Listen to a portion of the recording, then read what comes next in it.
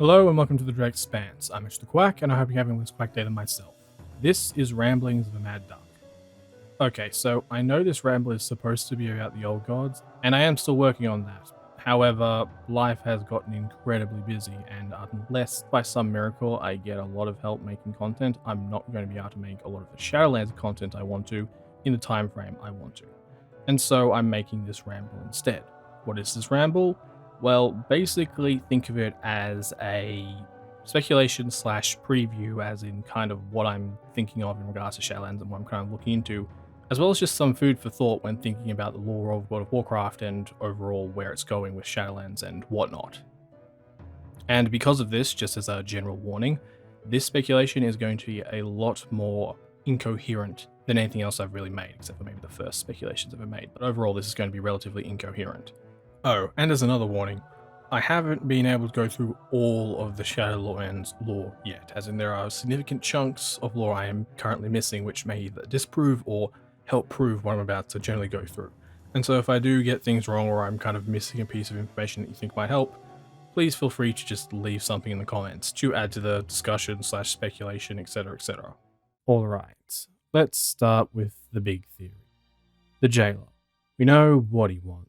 He wants to recreate the universe in his own image, in Death's image, etc, etc. The question is, however, the who and the how. The who, because yes, we know Zovol is apparently the betrayer and he was exiled. But I highly doubt it's an accident that Blizzard is going out of their way to make the clarification between Zovol and the Jailer, and not have some form of interesting explanation behind, well, who the Jailer slash Zovol is and his whole purpose in what's currently going on in the Shadowlands.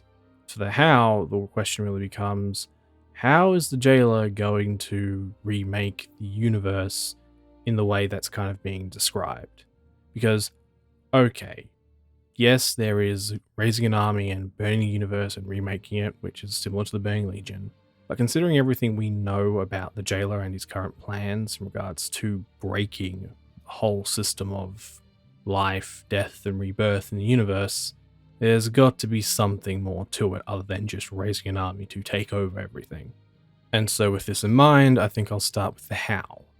How is the Jailer going to remake the universe? Well, assuming this quacked theory is even remotely correct, you know that big sword that's currently sticking out of Azeroth? The Sword of Sargeras? Well, yeah. I don't think it's actually the Sword of Sargeras, or Sargeras' sword. I think it's quite possible that it's the Jailer's sword. And that sword, when the proper runes are applied, and or just in its current state, could probably, well, destroy the anima flow currently going through Oribos and overall the, I guess, threads of fate that are currently keeping the universe intact and kind of creating the cycle of life, death, and rebirth.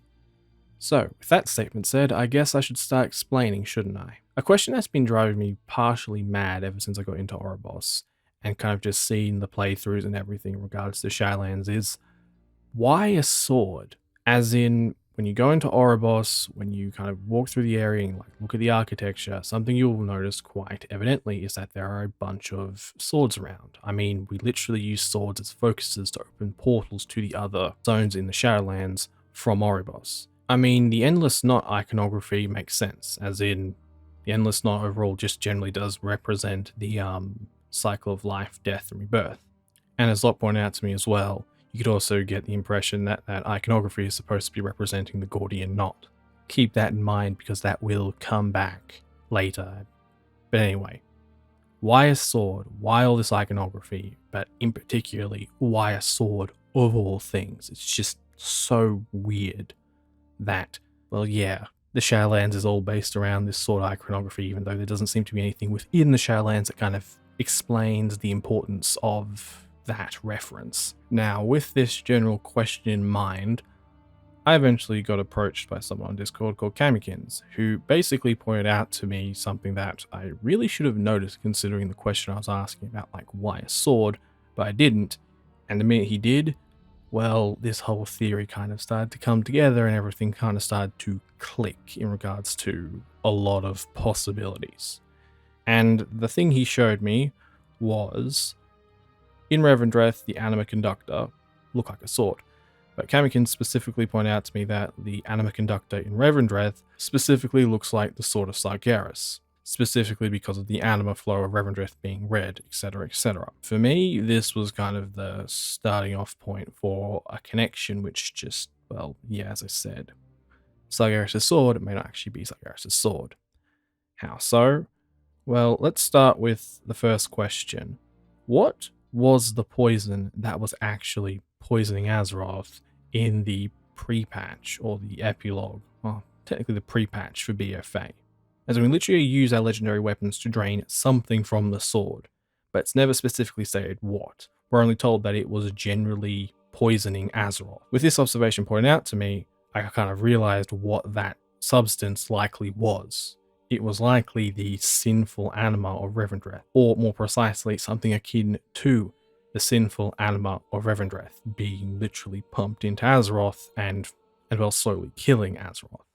Now, the obvious question from here becomes, well, okay, assuming that statement is true, how in the world did that much anima in relation to sinful anima from Revendreth end up in Sargeras' sword and end up in the physical universe, considering it's been specifically stated in interviews that the anima in TOT is not the same as the anima in the Shadowlands, and that to get the anima within the Shadowlands requires dead mortals, or at least kind of the environment of the Shadowlands and dead mortals, etc., etc. Now, the obvious answer is, well, the sword just absorbed that much sinful anima from the physical universe somehow.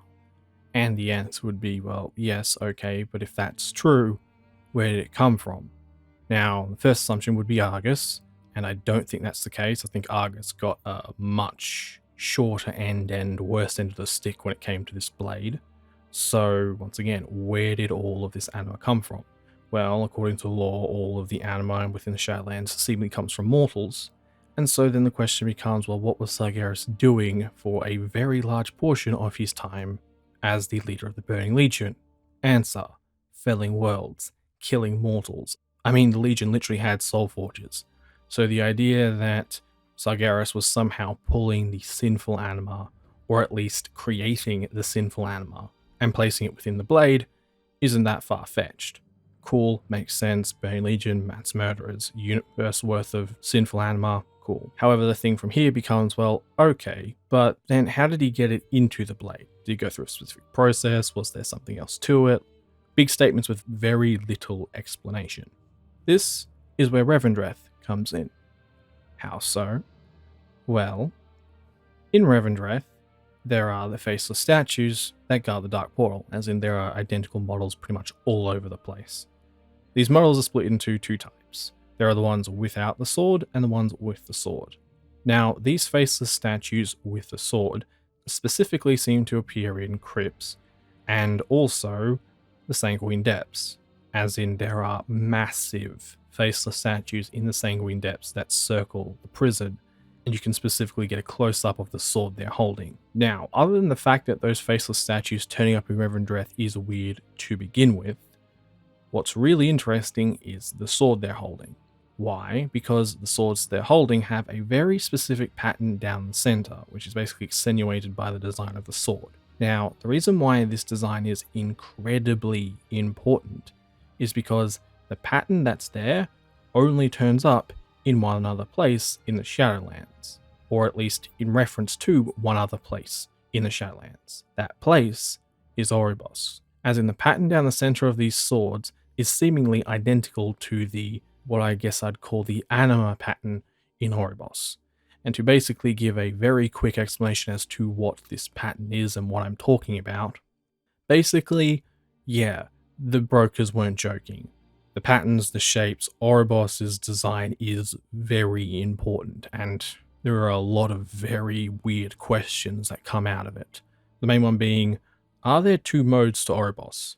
As in, one mode that's designed to transfer anima and, like, direct the flow of it, and another which is designed to capture and seemingly transform it, which generally relates to the double Ouroboros symbol in Oribos, which is very weird considering the iconography given for Oribos in pretty much all of the marketing up until the Shadowlands, as in we don't see this symbol until we actually get into the place. And what's also very interesting about this double Oribos symbol is that, thanks to Lock and Skinny, I know that IRL, it relates to alchemy. And in alchemy, it specifically relates to volatility and possibly the concept of being a catalytic substance.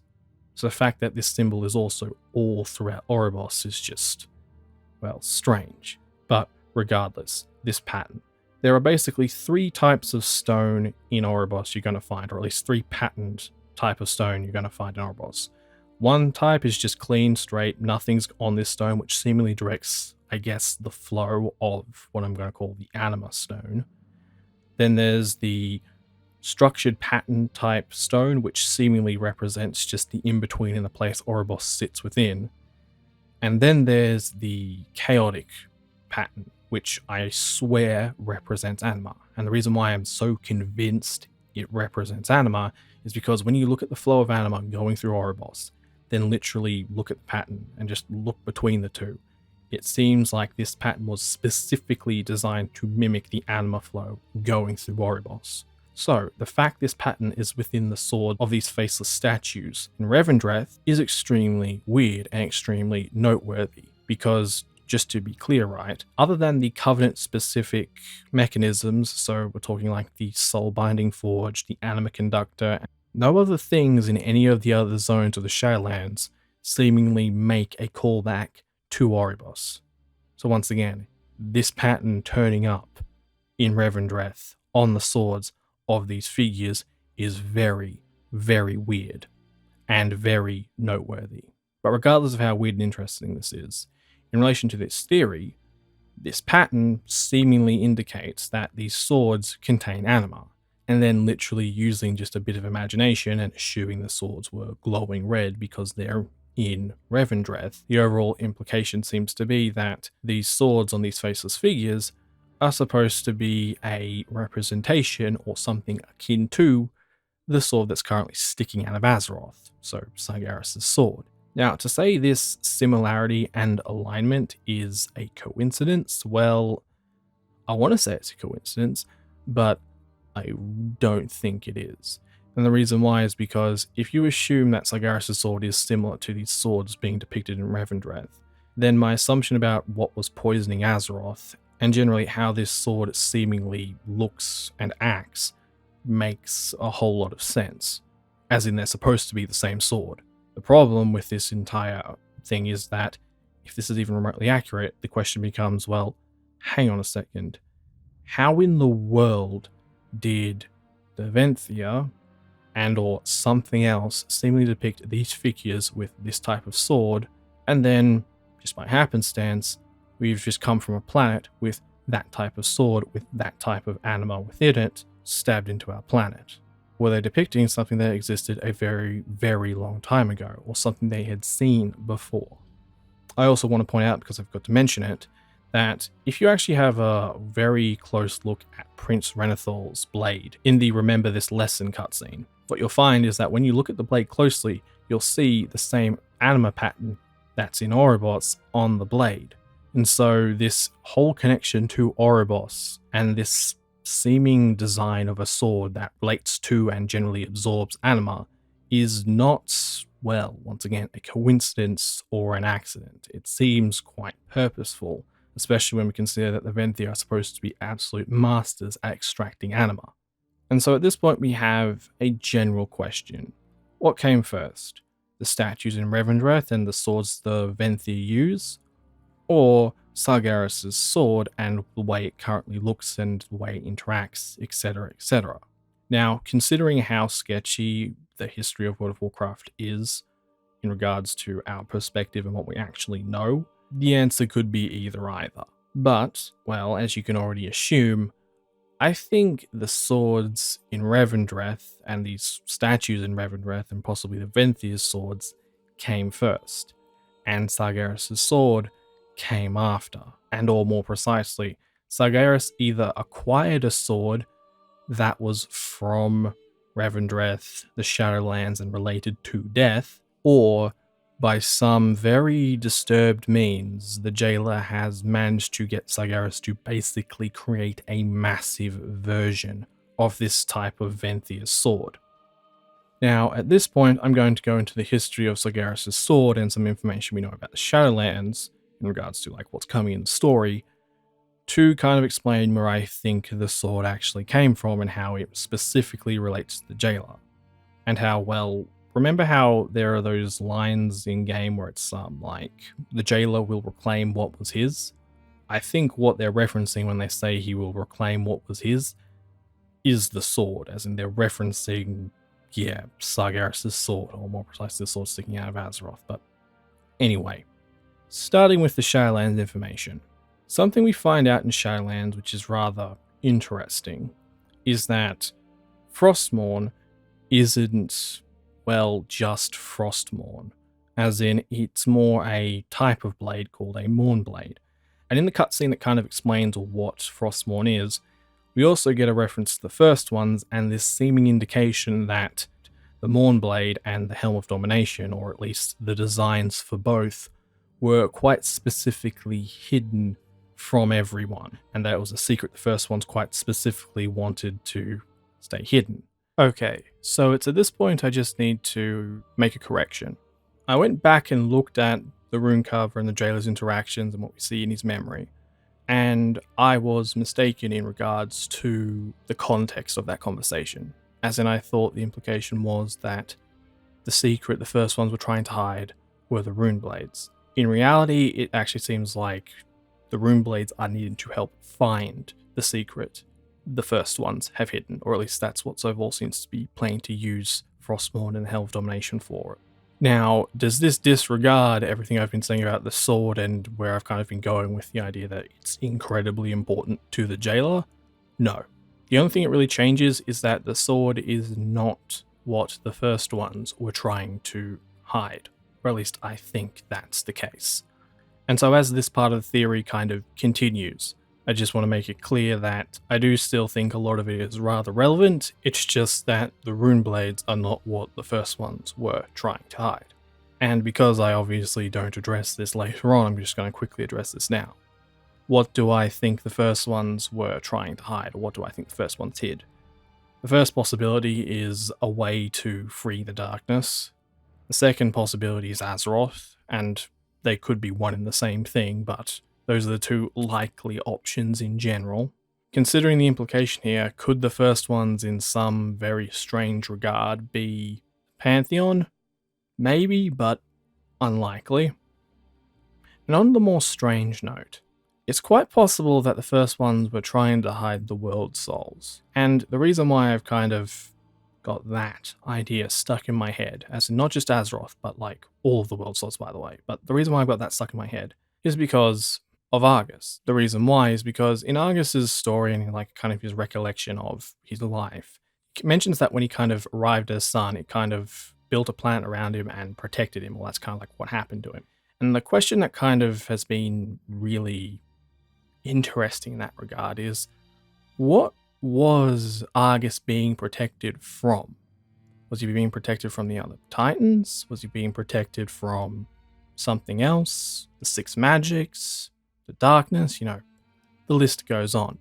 And just considering everything that's going on in the physical universe and the possible shadiness behind the Pantheon's existence to begin with, I have to wonder whether the, well, Titans and their power, or at least the power they kind of obtained through having world souls, or more precisely planetary bodies basically, which they lost a massive proportion of when they died, was what the first ones were trying to hide, and the Titans in a very, well, quite possibly disturbed manner hijacked world souls basically, or more precisely hijacked the worlds of world souls, so kind of disconnected the spirit from the world, then put in the entity they wished to kind of have the world soul's power. But anyway, back to what I was saying. Now, the question becomes, well, why in the world would they want that? Like, why specifically a sword in the Helm of Domination of all things? This is where the Uther cinematic comes in, or the Uther animatic comes in. Specifically, what Frostmourne does to his soul. as in it scars his soul, as in it doesn't just cut his flesh, it cuts his soul and, yeah, permanently wounds it. Now, the question I ask you is this. If someone or something managed to create a uber version of Frostmoon, the size of the Sword of Sargeras, and then decide to, per se, swing it and cut a planet, cut the universe, cut anything, what do you think the result would be? I think the result would be, well, the quote-unquote unraveling of the universe and the general concept of life, death, and rebirth in regards to World of Warcraft. And this is where the Gordian Knot reference comes back in. Because the thing about the Gordian Knot is that the legend basically goes along the lines of that the knot is quite literally impossible to untangle. Like, you just can't untie the knot. And so the only way to actually break the knot is to literally cut it. Now, with that in mind, all of the sword references, and possibly why Sargeras' sword has just been left sticking out of Azeroth, makes a significantly more sense. And the reason why it makes more sense is because, okay, if the jailer is trying to, break everything, then he needs, well, a method to do it. How is he going to do it? Well, if the first ones put together the universe, they obviously know how to unmake it. And the apparent way of unmaking it is a Mournblade, specifically a very, very large Mournblade that can probably sever the anima flow going through Oribos. With this possibility established, we now come to Sargeras' sword.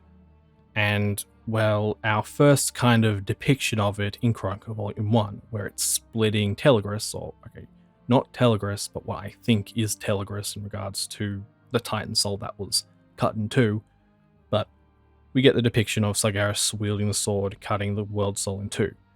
Now, as most people have aptly pointed out, that sword, for whatever reason, looks surprisingly similar to Frostmourne, or at the very least the runes on it look very similar to Frostmourne. And as you can guess, I tend to agree.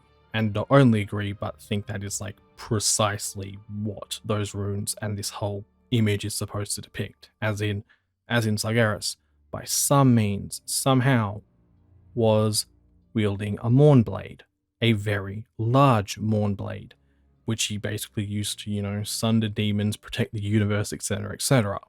And quite possibly made him the target for the jailer. As in, if his plan has been to kind of unravel the universe and the whole cycle, etc., etc., then he specifically wanted that Mournblade. And with this in mind, a few more interesting tidbits in regards to Shadowlands should kind of be mentioned. The first one being that the Vanir blades, where they don't have to be sentient, can be sentient. Take Ramonia, Syl blade, which generally just seems to be a more complete and powerful version of Prince Arenithal's blade, and also has a very similar design, or at least seemingly similar design, to the Sword of Sargeras. The fact Ramonia is sentient is something to keep an eye on because, as most people know in regards to the old RPG lore when it comes to Sargeras' sword, it had a name, specifically Gorshalak, and from there it eventually turned into Gorobol and Tayshalak.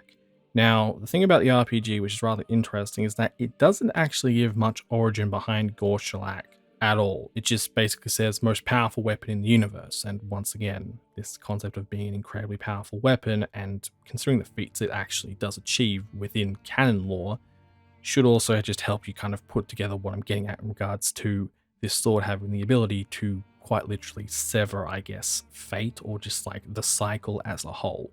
But anyway, keep in mind the idea that the Vanir swords have the very real possibility of gaining sentience. The second thing about the Vanir swords that I kind of find interesting and something noteworthy in regards to this theory is that they specifically seem designed to take anima. And the reason this is important is because of what I think is their counterpart in Bastion. And what am I talking about? Well, in Bastion, considering everything we know about Bastion and kind of the way it's structured, there should technically only be 6 angel statues or ascended Kyiran statues throughout the zone. One of Kyrestia, and then her 5 paragons, each representing a temple. And where, for the most part, that is true, for some very odd reason, There is also a seventh. This statue specifically wields a two-handed sword, and seemingly doesn't have a temple, but does basically turn up everywhere in Bastion. And the reason this is important is because of what we kind of know happened to Gorshalak, or at least the implied knowledge about Gorshalak in regards to the Sword of Sargeras in its current state. And what I mean by that is, Gorshalak got separated into Gorobal and Tayshalak. Gorobal basically ended up with Sargeras and kind of turned into the evil sword, and Tayshalak ended up in Agrimar's sword and kind of turned into the good sword. Both basically followed the path of their wielder. Now, what's interesting about this, and what makes me think that Sargeras' sword, or sword Sargeras was wielding, may have been a target or one of the many targets the jailer had in the physical universe, and the way he's going to end up, well, completely destroying the universe, or at least attempting to destroy the universe, is the story of Charlemagne, or at least what Charlemagne kind of does in regards to swords, as in Varian's sword. What I mean by that is, Varian's sword splits into two, and so he can quite literally split it into two and then combine it back into one at will, or at least he could before he died. Now, what's very interesting about this is that we don't know how, well, Sargeras kind of got his current sword, so assumedly Gorobal, and we don't know how Agrimar got Tayshalak.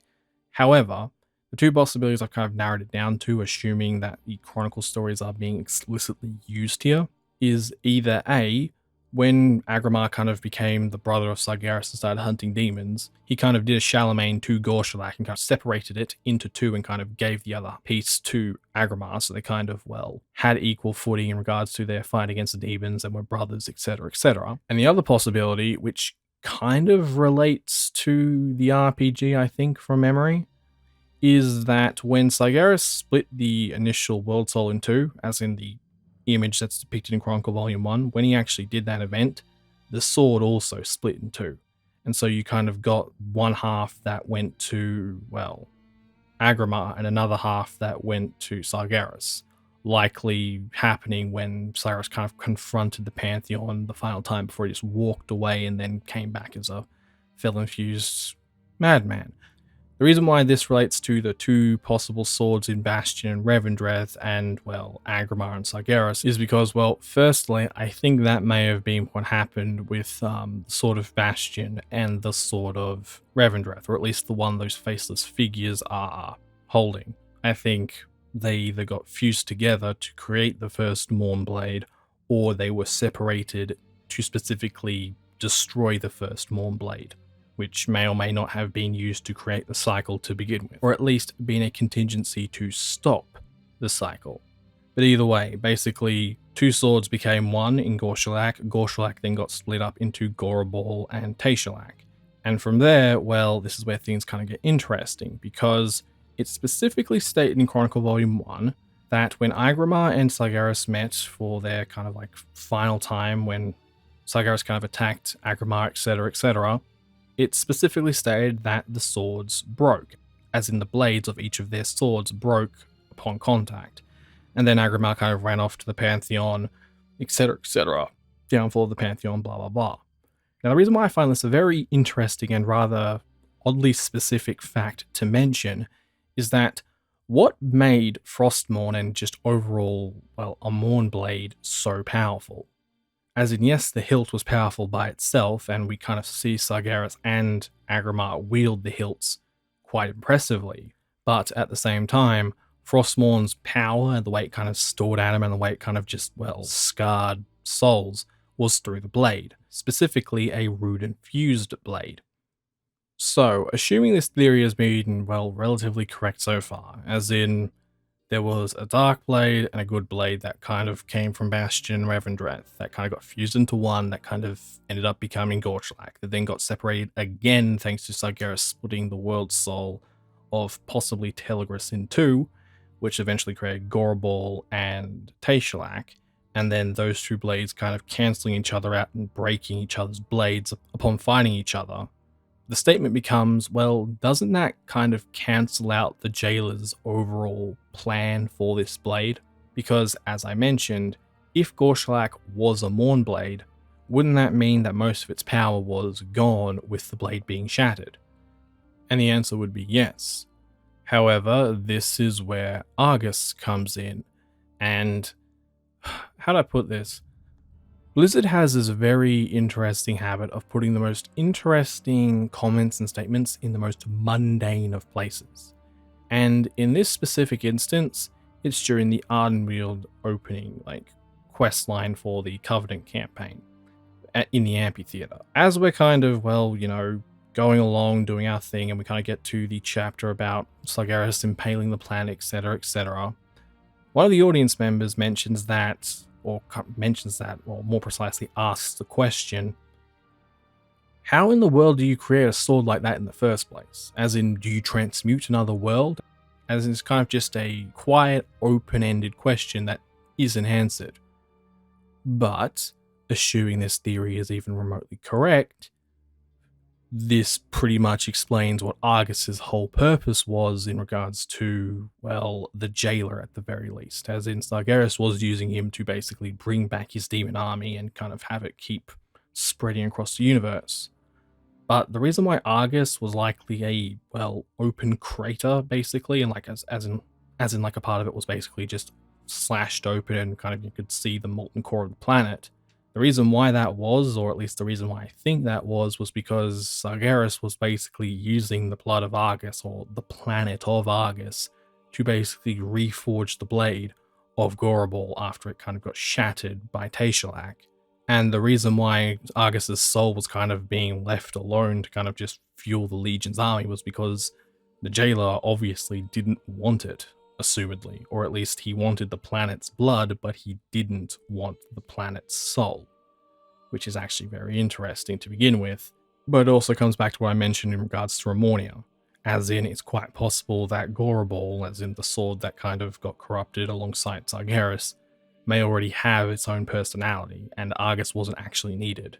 If anything, Gorobol may have just been feeding off Argus to kind of gain power and strength. But anyway, the overall implication I'm getting at here is that the reason why Argus was so messed up, and the reason why we kind of got introduced to a lot of interesting concepts in 7.3 on Argus, especially in regards to crafting and whatnot, was because that was kind of the overall intention, to kind of show that, Sargeras was using Argus to literally reforge the blade of Gorobol, which he actually did. And we know that Gorobol obviously got shattered because we actually fight Agrimar with Tayshalak, which doesn't have a blade anymore. And just to be clear, by the way, the reason why I don't think Sargeras tried to refuse the blades at any point in time is because of, the jailer's influence. And possibly this idea that he specifically wanted a darkened blade to do specifically what he wanted in regards to destroying the universe, or destroying the overall cycle, as he specifically needs a form of Vanir blade, or at the very least a more Frostmourne-like blade that's just pure darkness, or at least designed to be purely dark.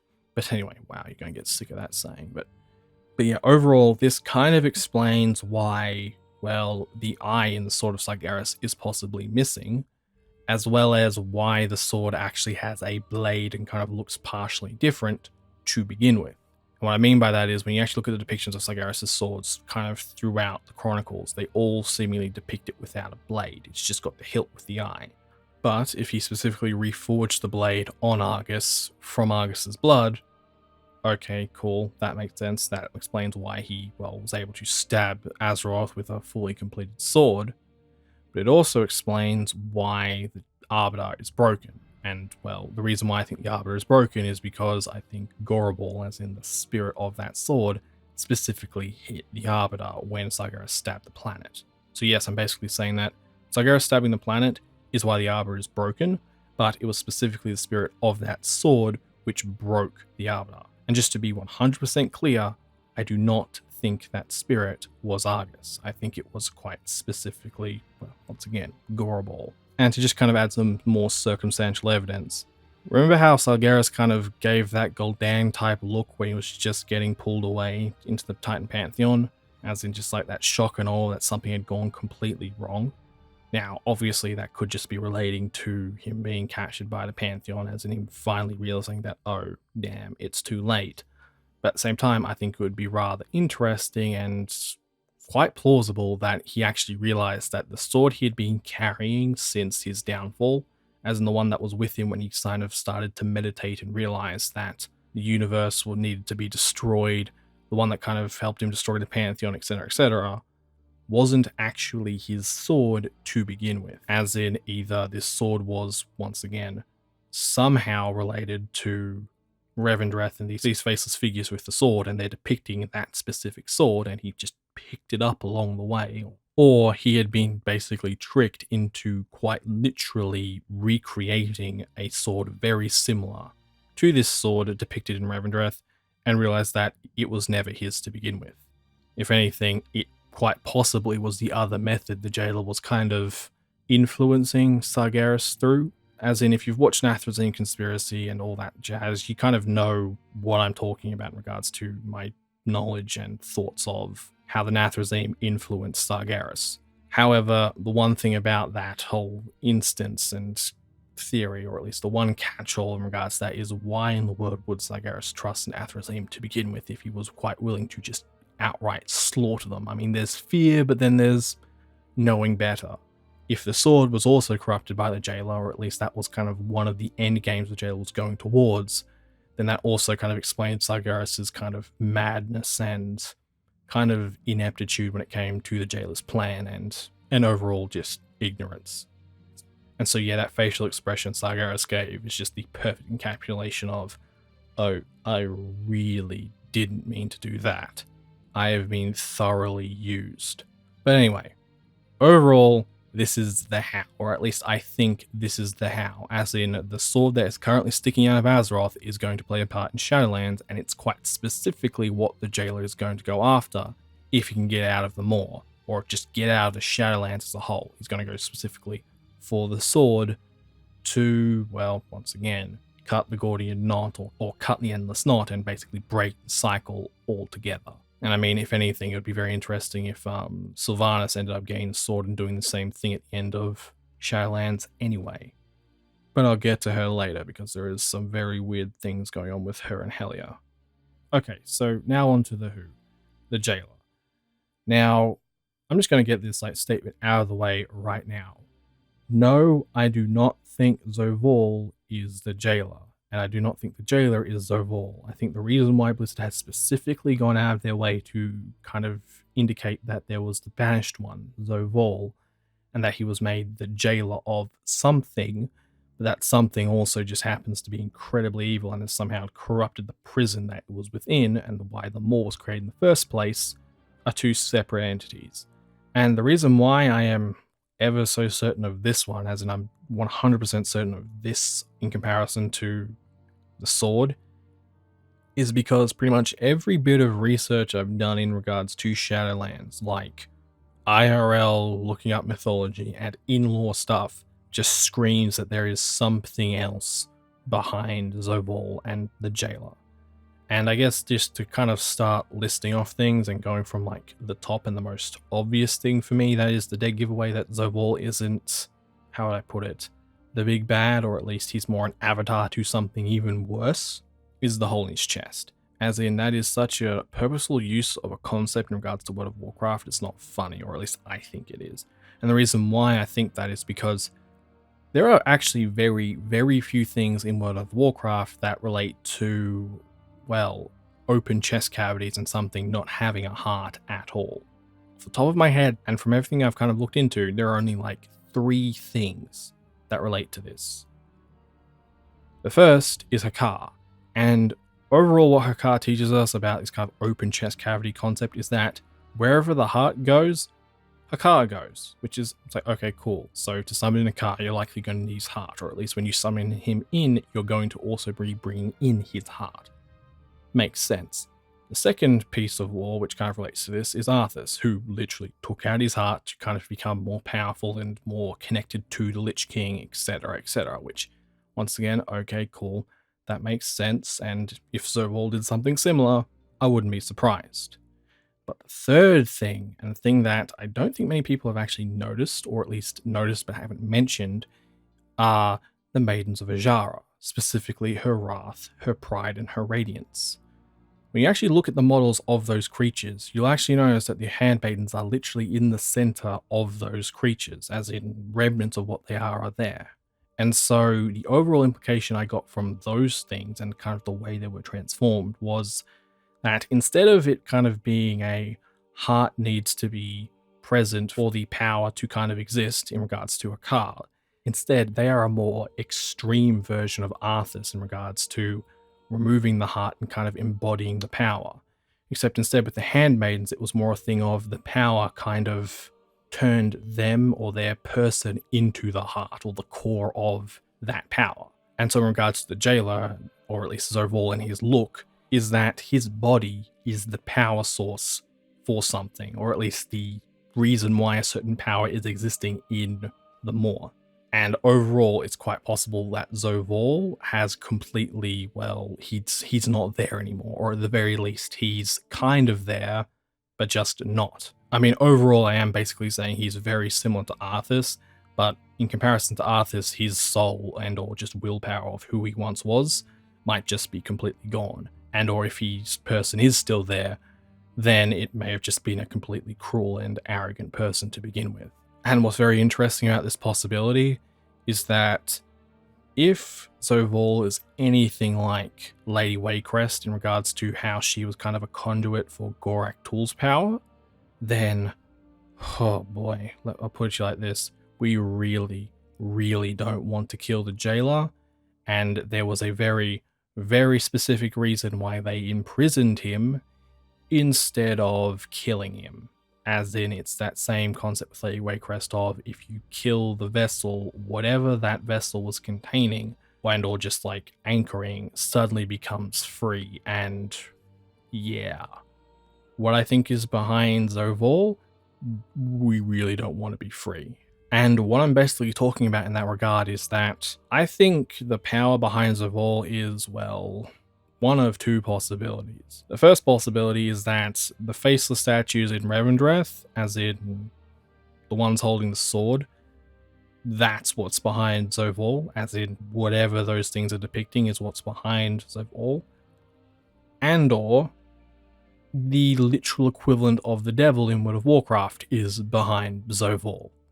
And where I know that sounds a bit extreme, I cannot actually understate that statement enough, as in, yes, the literal devil of World of Warcraft is likely behind the personality and or creation of the jailer and the fall of Zovol.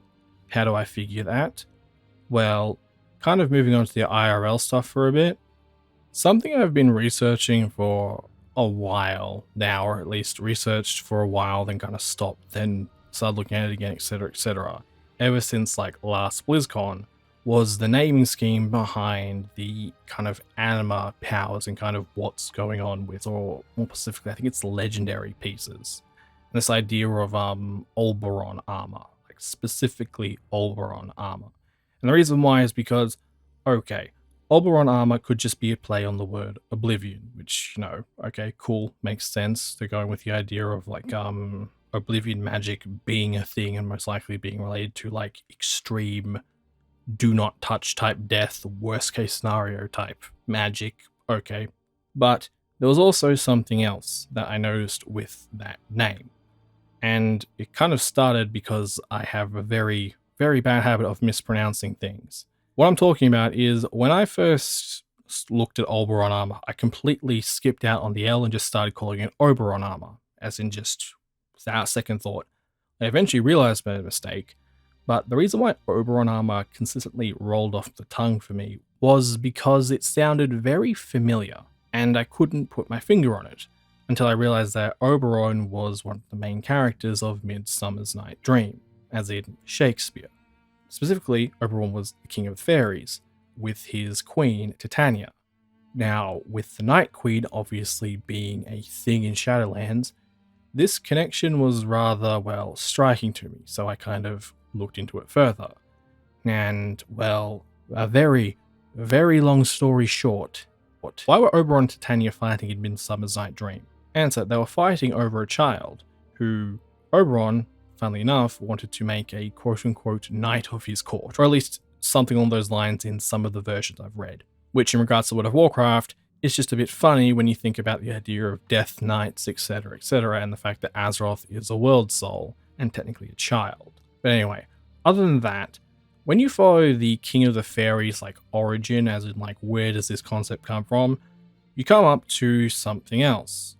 That something else being the King of the Elves, as in a concept in regards to IRL mythology. And from there, well, oh boy, things just go wild. Like, for example, one of the lines of research you can follow in regards to the King of the Fairies is one that leads to what time period was it? It was old France, or it's like old French. I think it was like 14 something or other France, and specifically a legend about a spirit called Elgast, who was basically the friends of Constantine, as in Holy Roman Empire Constantine. And you kind of get this story of like the thief and the king, which is like, okay, cool, but that name, Elgast, Torghast, accident? I thought so, until you kind of start looking up what the words mean. Gast in Old French relates to spirit. El generally relates to kind of like elf spirit, at least that's kind of the assumptions that have been kind of gone around. Now, the reason why this is important is because when you actually align this to Torghast, Tor possibly translating to tower, you kind of get this translation in regards to Torghast, Tower of the Damned, Tower Spirit or Spirit Tower, Tower of the Damned, which fundamentally just doesn't make sense in regards to, well, English at all. It just sounds wrong. However, the only reason why it sounds wrong is because, well, the way I've always generally looked at Torghast and the Moor, and just the way it's kind of pronounced in regards to Torghast, Tower of the Damned, it's like the Torghast, Tower of the Damned. But if you change the to an A, you get a Torghast, the Tower of the Damned. As in, instead of Torghast being a name, it's more a category of building, specifically a spirit tower. And so the overall implication here is that, well, there is more than one Torghast in World of Warcraft, and that we are just specifically dealing with the Tower of the Damned. Which, for me, when I was looking at this, firstly, I was thinking, like, that's actually a very, very clever way for Blizzard to just introduce more Torghast type content in future expansions if they ever wanted to. As in, just generally imply that Torghast wasn't a name, but more a category of building, and the name of the tower was actually just the Tower of the Damned. But anyway, there was that line, right? Another line of research which was just like shocking to me was the relation to Dante's Inferno.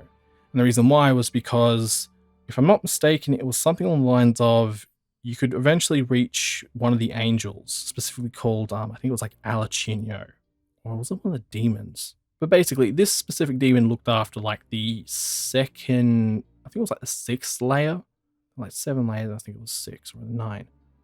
Anyway, he looked after the layer of fraud, which was just above the layer of treachery. It was hilarious to me because, once again, it's this thing of, well, when you think about Shadowlands, it's rather obvious, or at least for me, it's rather obvious, and if you're watching this, there's a very good chance you've already noticed this, but there is something very off about Shadowlands, to the point of where you can basically say all of the quote-unquote gods / deities of death in the Shadowlands aren't actually deities of death. And I just found that hilarious because, like, oh, the layer of fraud, the second highest layer before the layer of treachery, which when you think about Sylvanas and the fact that she has basically betrayed everybody for her own goals, or at least for a greater goal, but still has betrayed everybody, it kind of makes sense in regards to, oh, the Moor, the lowest layer of hell, Shadowlands, second highest, etc., etc. There's also just the tales of the Elf King and the Elf King's daughter, which basically just generally relate to death, and both being specters of death. And so overall, with this connection to Oberon, oh wait, I didn't actually explain that right. The reason why I went into this entire thing about Oberon and started like thinking on the lines of this seems to be an inspiration, or at least connected to what's going on in the Shadowlands, is because I am personally convinced, and I could be completely wrong here, but I highly, highly doubt a room full of writers, creatives at Blizzard just overall are going to sit down, name something Oberon armor, and not notice they're naming it incredibly, and I mean like incredibly closely to Oberon from Midsummer's Night Dream. It's kind of like naming a character Romiette and not thinking that, oh, that sounds similar to Romeo from Romeo and Juliet. It's just like one of those things which I was just like, nah, that isn't a coincidence. But yeah, looking into IRL mythology, there are a lot of very interesting connections to the Elf King and the possibility that Zovol is supposed to kind of be a similar slash inspired character from the general myth. What is very interesting though is that the last thing I accidentally ran into when looking into the Elf King and this whole thing was a specific mythological creature called Erlich Khan. So once again, to hopefully actually make this story short, Erlich Khan is basically from Turkish mythology, and overall he is just a Satan-esque figure, like no holds barred, no questions. He's like the Turkish mythology equivalent of Satan. Now, the reason why this specific character and the mythology he's related to stuck out to me was because of the two major concepts that are related to this character, specifically the Earth Mother and the Sky Father, or more precisely, I think it's like Tengri. As in, I know the mythology is generally called Tengriism. The Sky people are generally related to as the Tengri, or at least the Sky Father is related to as Tengri, and then there's the Earth Mother as well. And if you haven't clicked on to why I think this is very, very interesting, it's because these are literally the concepts used for the Tauran mythology, like Azeroth, the Earth Mother. They have a reference to the Sky Father, which just hasn't appeared. And what's even more like just so blindingly connective in regards to this IRL mythology possibly being the influence for the Tauran's mythology is that in Sorrow of the Earth Mother, it's specifically mentioned that the Earth Mother tore out her eyes because of the Whispers of the Earth, which basically started a war or multiple wars amongst the Shehalo, the Earth Mother's chosen children. And so she kind of like ripped out her eyes, created Elune and Anshe, etc. And I'll get onto Elune later, don't worry. Oh yeah, and something I did forget to mention before was Tengriism isn't just Turkish mythology either. Tengriism is also considered Mongolian mythology. And the reason this is important is because if you remember Pandaria, we were introduced to the Yongol Tauran. So to say there is a strong connection between Tengriism and the Tauran mythology, I feel like would be a complete understatement. But yeah, this whole research into Oberon also led me to kind of Erlich Khan. And what's also interesting about Erlich Khan is that he has 7 sons. These 7 sons all representing rather dark aspects in regards to Tengriism. And when I was refreshing myself on this like research, reminded me of something Akalon mentioned in one of his videos and kind of pointed out in regards to Before the Storm. And that was the concept of the Lords of Death and the idea that, well, it's lords, not a single as in plural, and meaning that for whatever reason, there are Lords of Death that are related to Sylvanas' power, but that would generally imply that Zovol isn't working alone, but it's not like, how do I put it, it's not like Mueh'zala or, I mean, it could be something in regards to the Drust, but overall it's like another set of beings that just haven't been brought to the forefront in regards to the Shadowlands and kind of who may have originally controlled the Shadowlands. Coming back to the Jailer and, well, what's behind the Jailer or this possible devil in World of Warcraft. Overall, at this point, I've hopefully pointed out that I think Zovol was supposed to be some form of Oberon figure, like the King of the Fairies, not necessarily evil, but not necessarily good, and somehow through the process of World of Warcraft's history, he kind of went bad, like really bad, and got locked up in the Maw. He possibly overall just got influenced by the Erlich Khan equivalent in World of Warcraft, which, as I said, is basically a devil equivalent, and so in turn would be the devil of World of Warcraft. Now, moving into World of Warcraft and moving into the game overall, Revendreth and the Maw, for me at least, kind of prove this idea that there is something else behind Zovol. And the reason why specifically relates to the exploration achievement in the Maw called Deciphering Death's Intent, and the overall, well, layout of Revendreth. And starting with Revendreth, simply put, that zone does not make sense. Castle Nathria does not make sense. And what I mean by that is, when you look at Castle Nathria and just like the overall zone of Revendreth, the rather obvious thing you begin to notice is that not only is it incredibly decrepit, like beyond the extent I would expect it to be even after everything the Vanir have been through, it's also very, and when I say messy, I mean the architecture of Castle Nathria just isn't symmetrical. And where that may sound like a strange like commentary on like the design of Castle Nathri and just Revendreth as a whole, I say it because I don't think it's by accident. And the reason why is because usually, especially when it comes to creatures like the Vanir, 9 times out of 10, they will design things precisely how they want them without question. Yet when you look at Castle Nathria, it looks like everything's been built on top of something else, and that it's kind of, well, built on top of something that was incredibly degraded or degrading. And where this was really irking me, this actual design of Revendreth actually started to make significantly more sense, or at least possibly makes significantly more sense, when you look at Deciphering Death's Intent and specifically the items that you can find in the Maw. Now, basically, Deciphering Death's Intent is the equivalent of the Drust Steelies and the Nazmir tablets in BFA, as in they're basically the lore through the zone in little tidbits and chunks. Now, the items you need to acquire for Deciphering Death's Intent are basically the quest items you can pick up, which give you extra rep with Vanir. And these items are very strange, interesting, and in some cases just completely useless. Or at least at the moment they seem rather useless. Anyway, moving on to the slightly interesting ones, which are like just, oh, that's a thing that happened in the Maw. We have things like the Constellan Writ and I think it's the Shifting Cryptogram. And basically, the Constellan Writ is interesting because, well, it implies the Constellars had a presence in the Maw.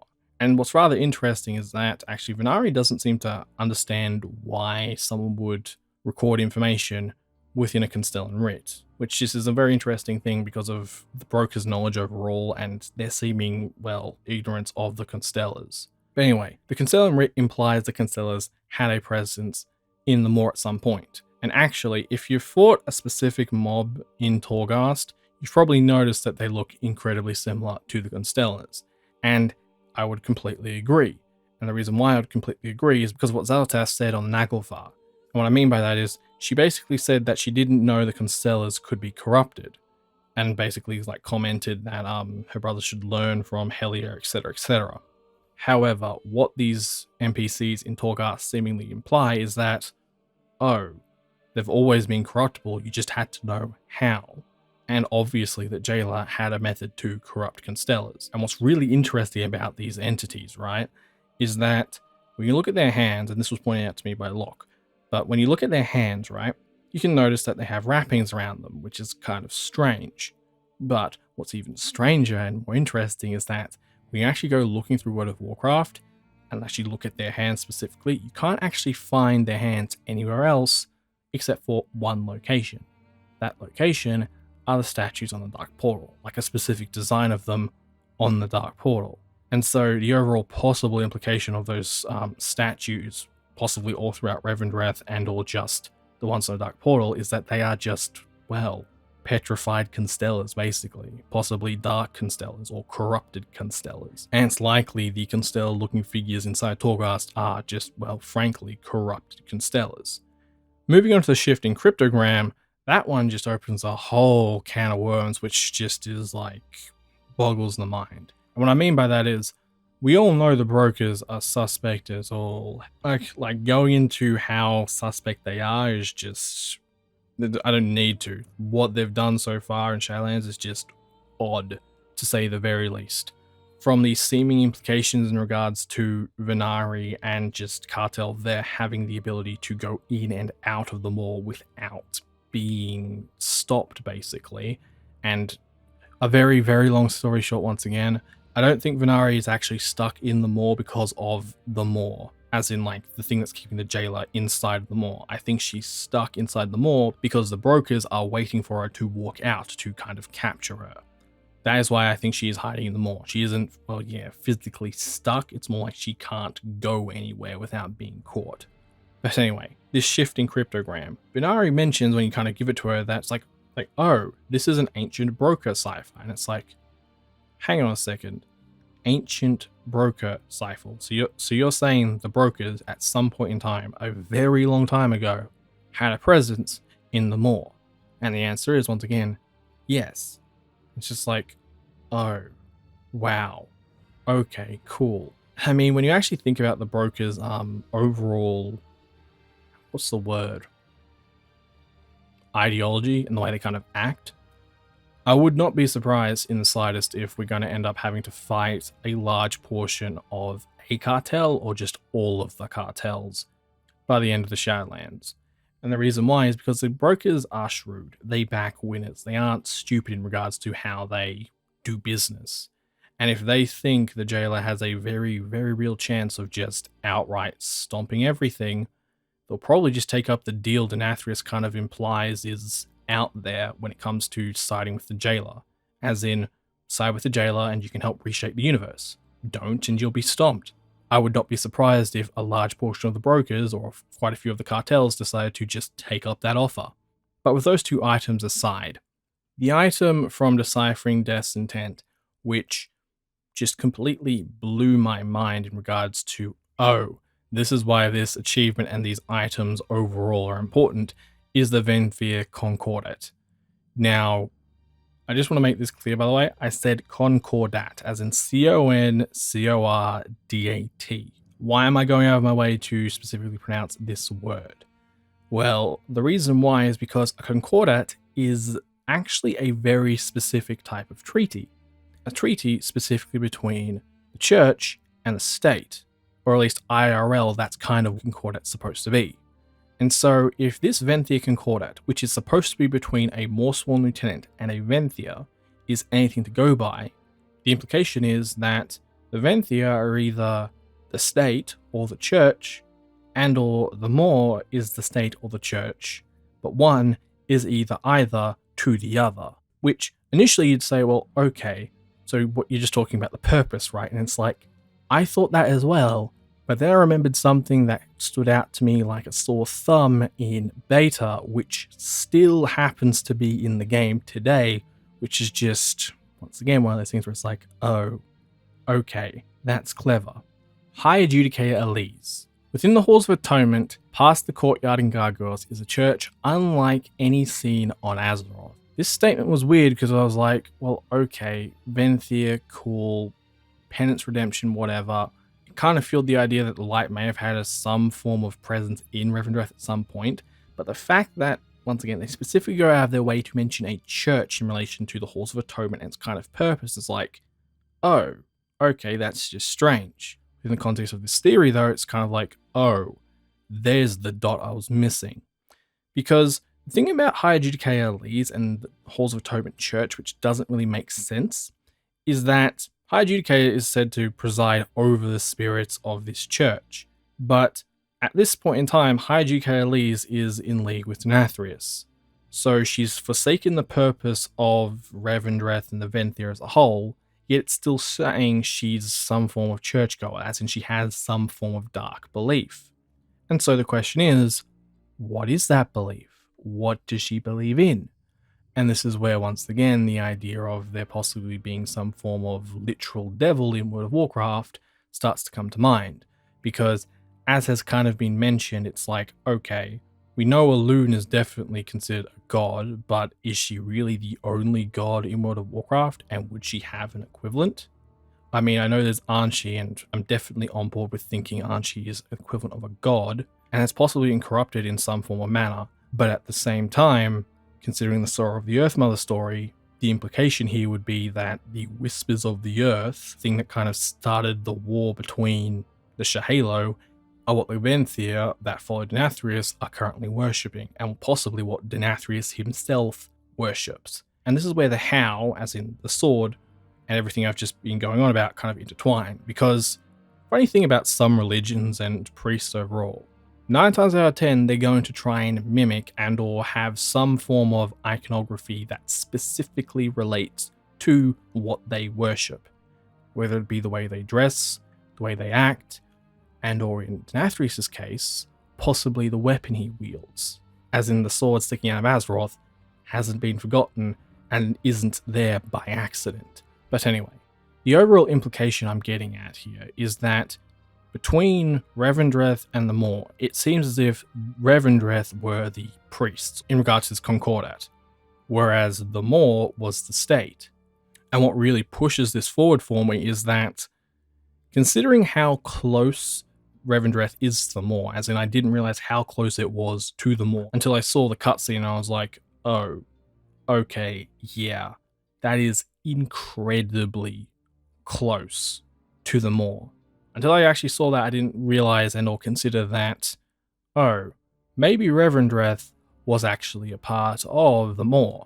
And so in turn, the reason why Revendreth looks the way it does kind of doesn't sit well, the reason why it's kind of out of shape, decrepit, etc., is because at some point in time, long ago in the past, the Vanir didn't actually just sit in Revendreth. They actually controlled all of the Maw as well. Or at least the church was directly connected to the location that was the equivalent of the state. So in turn, the Maw sworn. And once again, this is where things get interesting and a bit of, well, okay, I will admit right now. So far, a lot of this has been like incredibly thin connecting the dots.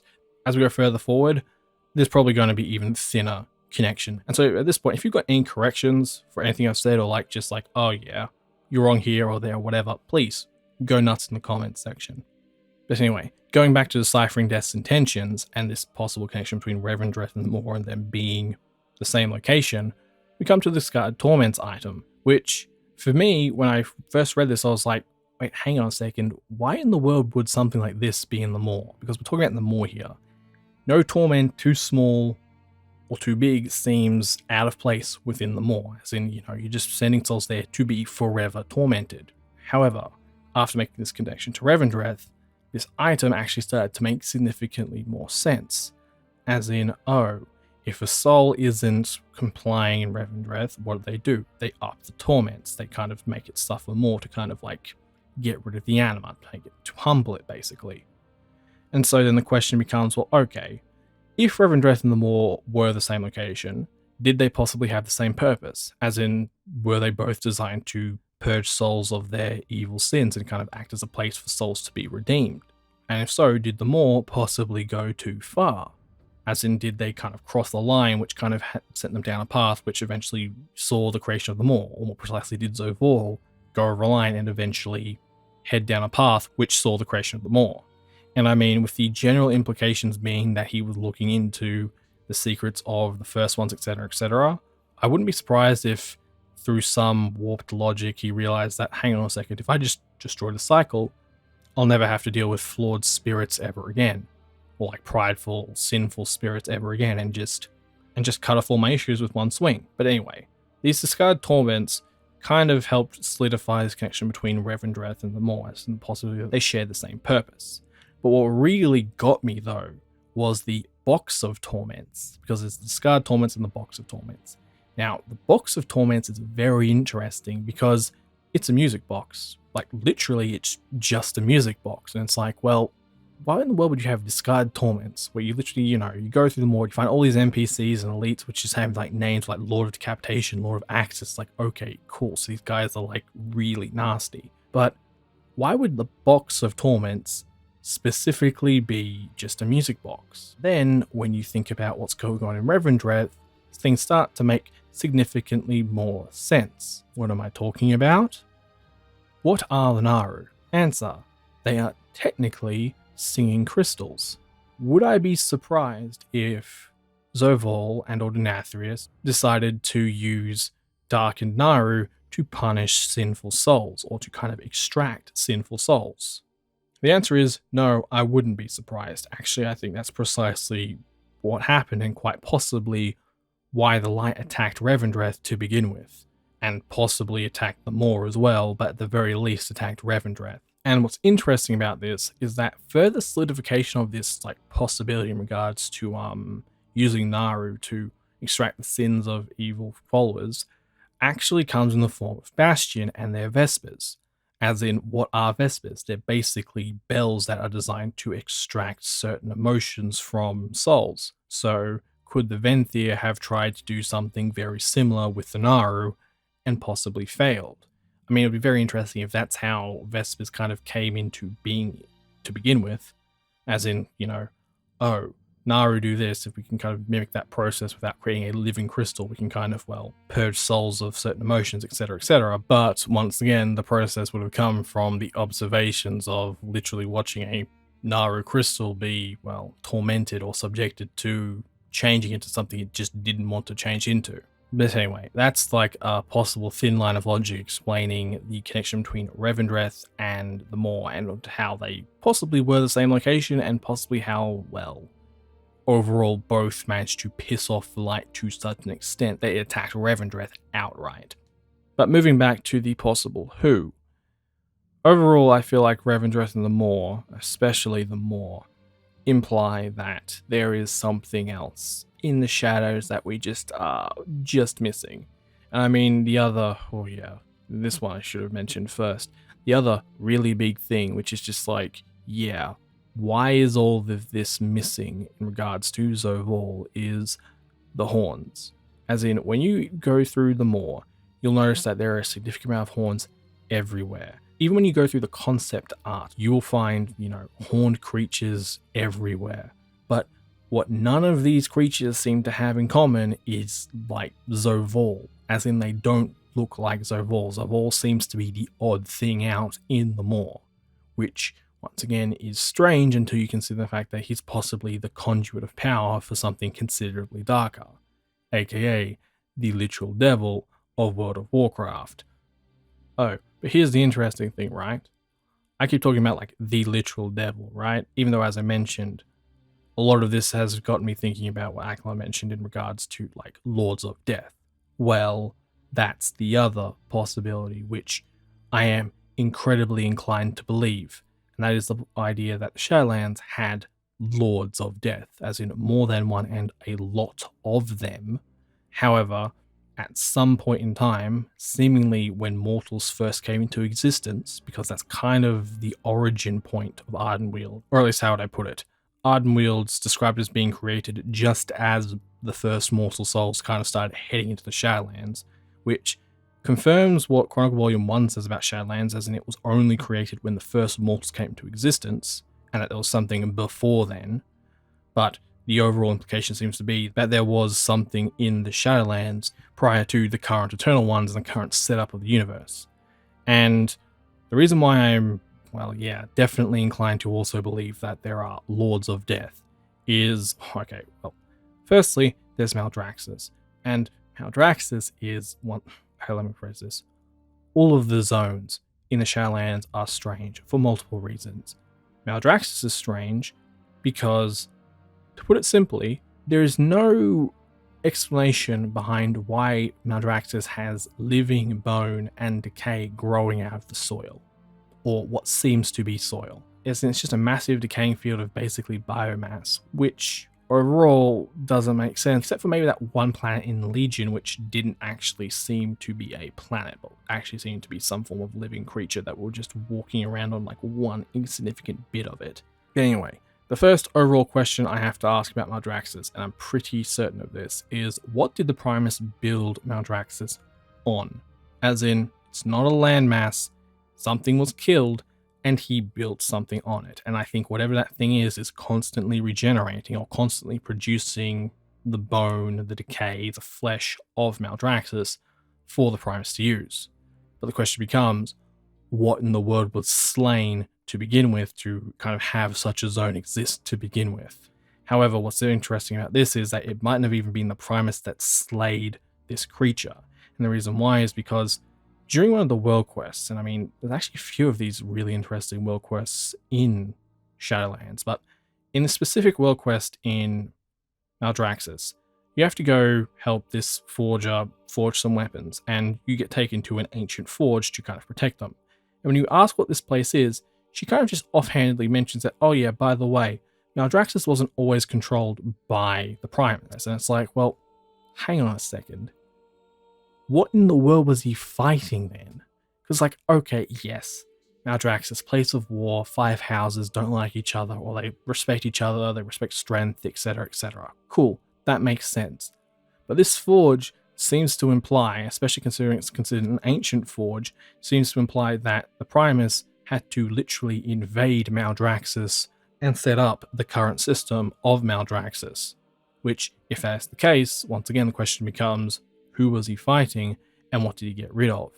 And interestingly enough, I think this has something to do with the 3 locations that don't have any house-specific alignments. Specifically, the the fungus marsh between the House of Rituals and the House of Plagues, which has a name which I cannot think of off the top of my head, but is specifically named after something which doesn't seem to be brought up in any of the questing in Maldraxxus.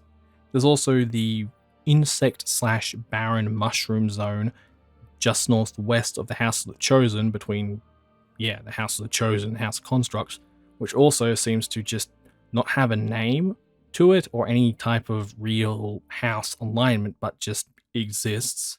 And then finally, there's the Sepulchre of Knowledge. And whatever the Sepulchre of Knowledge is, it's important. I'm not sure why it's important, or at least I got partial ideas, but it's very important. Why am I convinced it's important?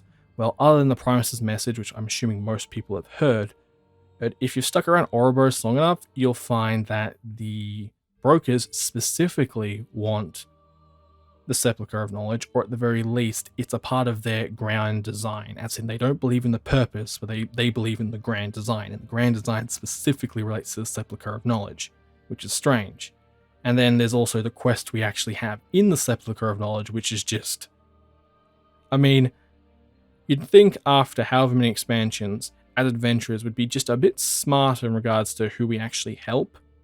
Yet, in regards to Sepulchre of Knowledge, we obviously aren't, because we literally just help a broker get into the Sepulchre, break down all its defenses, and literally give him I think it's the volumes of victories of the Primus. And he basically takes a stupid amount of the library and just walks out, and we don't say a word. We don't even get decent rewards for it either. So, Sepulchre of Knowledge, from what I can tell, may actually have a connection to the first ones. Now, okay.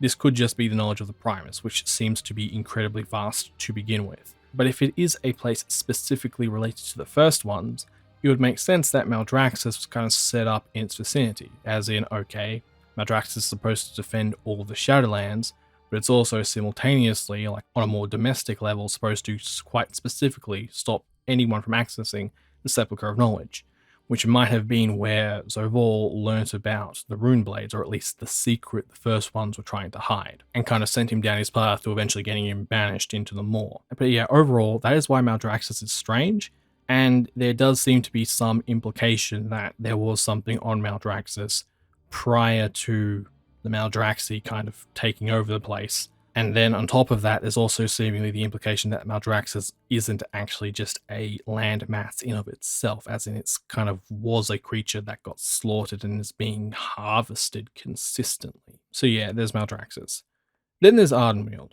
Ardenweld is very suspicious on so many levels, because firstly, right, I cannot have been the only one who's noticed the dead trees in Ardenweld. As in, when you walk through Ardenweld, you'll find the beautiful Winter Queen trees, etc., and like the ones that kind of are at the center of the groves, etc. You'll see those ones. However, what you'll notice is that when you step back, all of Ardenweld seems to be situated in the dead remains of immensely larger trees. Like, we're talking huge trees. And I know the origin of Ardenweld is basically the Winter Queen created Ardenweld, etc., but I have to wonder whether she created Ardenweld from something that was previously there, specifically these massive trees. And it's quite possible that the reason why the Kyiran are so... Well, I guess the reason why the Kyiran exist to begin with is because she was specifically using the remains of these trees, which may have been sentient, may have had something in them, I don't know, but like overall, just seems like one forest was cut down to create Ardenweld, which actually makes a significant amount of sense when it comes to life, because life is surprisingly, well, it's basically an invasive species when it comes to plant life, as in, I think I've mentioned Val'sharah in some of my speculation before, and if not, long story short, if you look at Val'sharah, you'll notice the Nightmare's corruption. That's the obvious thing. But as you go further out into the forest and like further to the edges, especially towards Azuna, what you'll actually notice is that the corruption isn't fundamentally the only quote-unquote corruption in Ardenweld, as in what the druids did to Val'sharah, as in make it look like the dream, is not how Val'sharah naturally looks. As in, they introduced a whole bunch of life magic, plants, etc., and they warped the landscape. I would not be shocked in the slightest if Ardenweld had something similar, happen. And the reason why I'm near certain that is actually the case as well is because Ardenweld, for whatever reason, and it seems to be like a very specific thing Blizzard wanted like to say about Ardenweld. Ardenweld does not have natural stone, which is strange. As in, okay, yes, you can make the argument, well, that's a bit weird because they've got dirt everywhere, blah, blah, blah. But it's like, basically, during one of the early side quests, the NPCs go out of their way to basically say, oh yeah, Ardenweld doesn't have natural stone, as in we can't create rune stones, etc., etc. And it's like, well, okay, cool, but as a place of death, that is very, very strange. And the reason I'm saying that is because even going back to like Wrath, right, and we look at like the Tuskar specifically went out of the way to put their dead or relate their dead to stone. Look at Helheim and its relation to death. It's all made of stone. Stone seems to have a very big connection to death as a whole. So the fact that Ardenweld specifically goes out of its way to ensure that there is no stone anywhere in the zone is very strange. And overall, it seems to be designed to ensure that there are no runes in the zone, or you can't create runes in the zone, which, interestingly enough, the Drusts seem to be going out of their way to subvert. And, oh yeah, fun little thing about the Drusts, which just absolutely dropped my jaw when I was going through the questing experience, is one of the side quests in Ardenweld, you're going to eventually end up helping a fairy like defend other fairies and kind of take out a bunch of altars, etc., etc. Now, at the end of that quest line, you have to fight a Drust. The funny thing about this Drust, though, it doesn't look like a Drust. It looks like a Botani, as in this Drust has turned itself into a Botani. And if you know anything about Small Mound Theory or my ideas about the Old God, which I know is kind of a joke considering I should have made that content first before this. But anyway, if you kind of like know the possible connections between the Old Gods and Small Mounds and all that type of stuff, this for me was just like, you've got to be joking me. Because here's the thing, right? I was always under the impression the Botani were, well, kind of naive species of Small Mounds, right? However, something that kind of disproved this back in Legion was High Botanist Talan, who, similar to this Drust, literally turned himself into a Botani, as in he shared the same model. And now we've got the Drust doing it in Shadowlands. So, whatever the Drust are related to seems to have something to do with Spore Mounds. And what I'm very curious about now is what I guess the quote-unquote Blight of Thros is, and whether that possibly does have a connection to Yogg-Saron, or whether it has something connection to something completely different. Considering some other context that's found in Ardenweld, it might be something completely different to Yogg-Saron, unless Yogg-Saron really is just incredibly powerful and has a lot of servants on a lot of planets, or interdimensionally and a lot of planets. And the reason why I'm mentioning that is because, once again, in one of the world quests, it's mentioned that the Night Fae also thought the Drust were a fairy tale, as in they didn't think they existed. But for the Night Fae to think that, that means they would have had to have had a presence in Ardenweld at some point in time, which once again raises this question of what was in Ardenweld prior to the Winter Queen, or was Ardenweld created out of something instead of from nothing? And speaking of Ardenweld, let's get on to the question that's been on everyone's lips.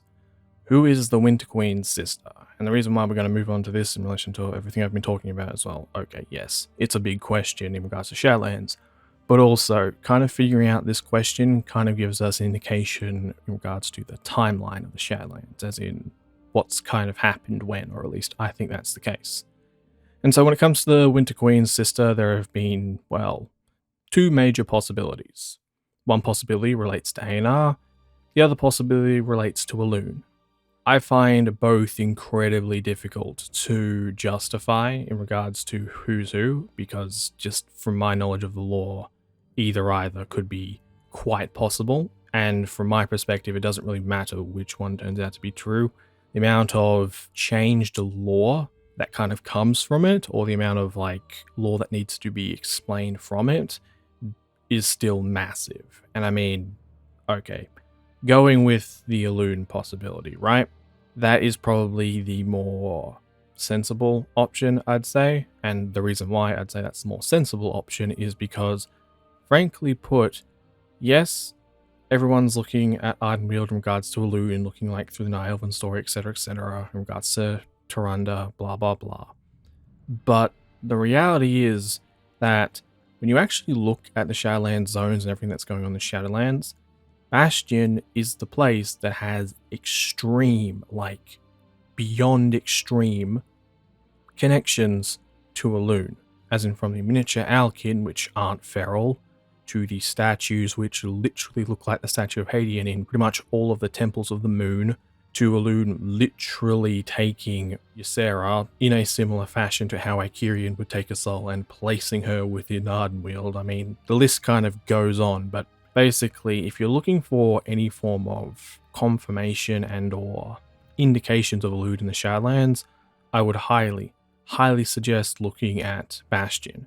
And I mean, one other possibility here, and it's a very slight possibility, but also to consider a very off possibility, and that is that Elune is just Carestia. And the reason why I say that is because during the like epilogue scene just before like in-game content after you complete the storyline, Carestia literally calls Denathrius her brother and kind of implies that the Winter Queen is her sister as well. So overall, you could quite easily make that connection between the two and say Carestia is Elune. But anyway, I'm not really inclined to actually believe that, or at least if that is the case, that's kind of anticlimactic, I'm not going to lie. But hey, it's a real possibility. But anyway, going with the idea that Elune is a greater being that has some relation to Bastion definitely makes sense.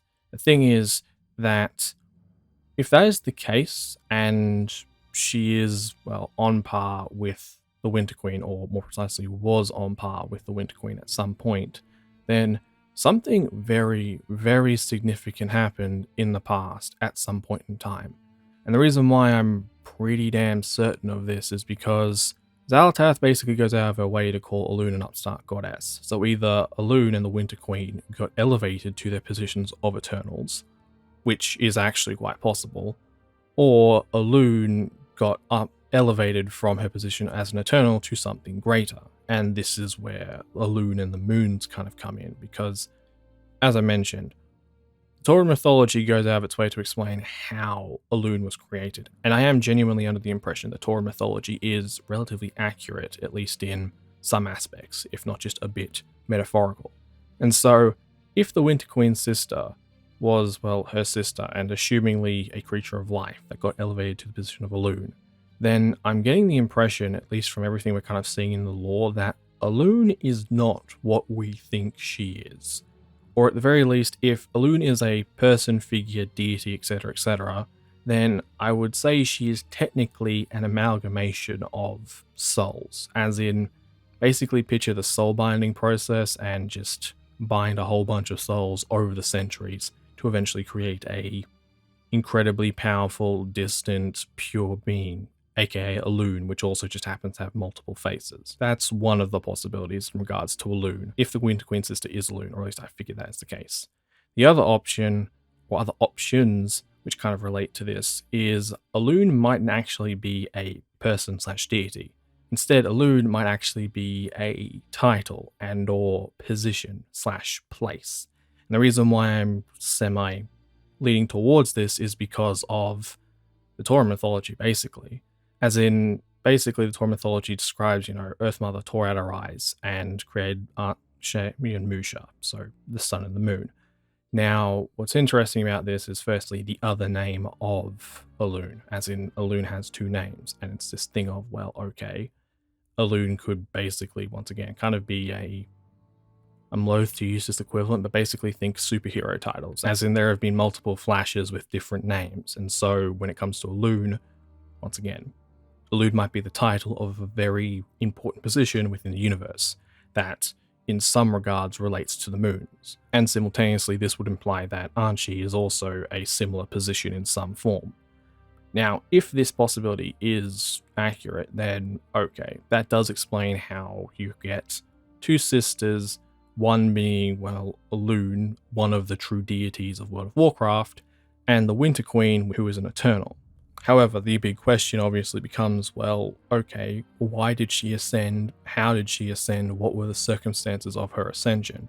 And also, just off the top of my head as well, remember how I mentioned there are 7 statues in Bastion? I have to wonder whether the Kyiran with the sword might actually be what Elune looked like prior to whatever ascension ritual she went through to become Elune. But that aside, the other really big thing about this, and I just want to make this very clear, is that if Elune is some form of title slash position slash place, as in, how would I put it? In regards to the Tauran mythology with Sword of the Earth Mother, it's actually being less metaphorical and more literal in regards to the Earth Mother or something being torn out of a planet and seemingly being present in pretty much all realms except for the Shadowlands, kind of, or at least present throughout the Great Dark Beyond. That could be less metaphorical and quite literal, and so Elune, once again, a position or taking up the position of Queen of the Moon, I guess, or Ruler of the Moon, or Ruler of the Moons. If Elune is a position instead of a deity, then what's really interesting about this possibility in regards to the Winter Queen and her sister, etc., is actually the implications about Anshi.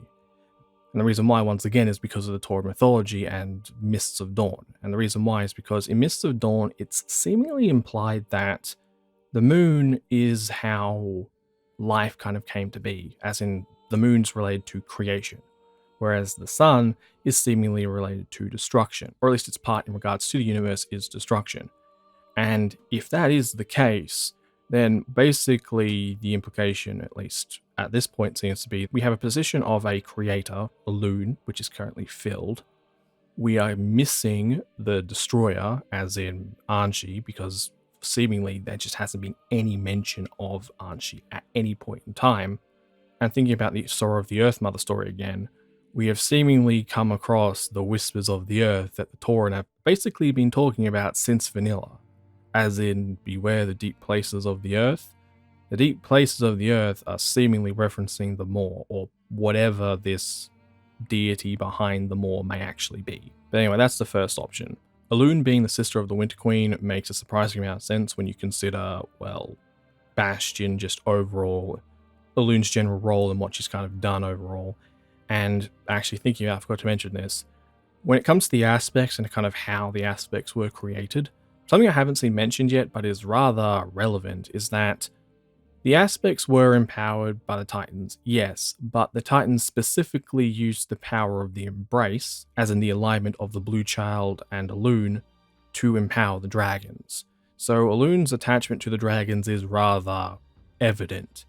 And if we were going to go for, well, once again, a quote-unquote pet, technically, because of how present Elune has been on Azeroth, I mean distant but still relatively watchful, especially considering her son is literally on the planet, it's not that far-fetched to say that Ysera would be considered a pet.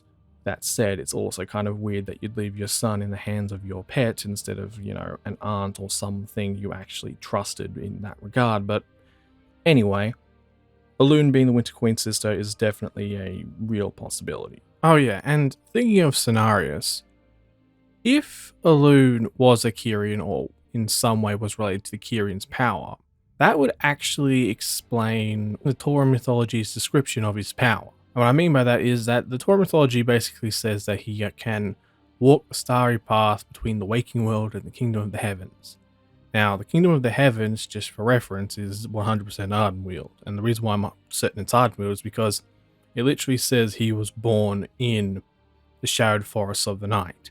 And when there is a literal reference, I forget where, but there is a reference somewhere in Ardenweld that implies that there is actually no natural life in Ardenweld, and that's all kind of being generated by the trees. It's like, oh, okay, cool. So the shadowed forest of the night, Ardenweld.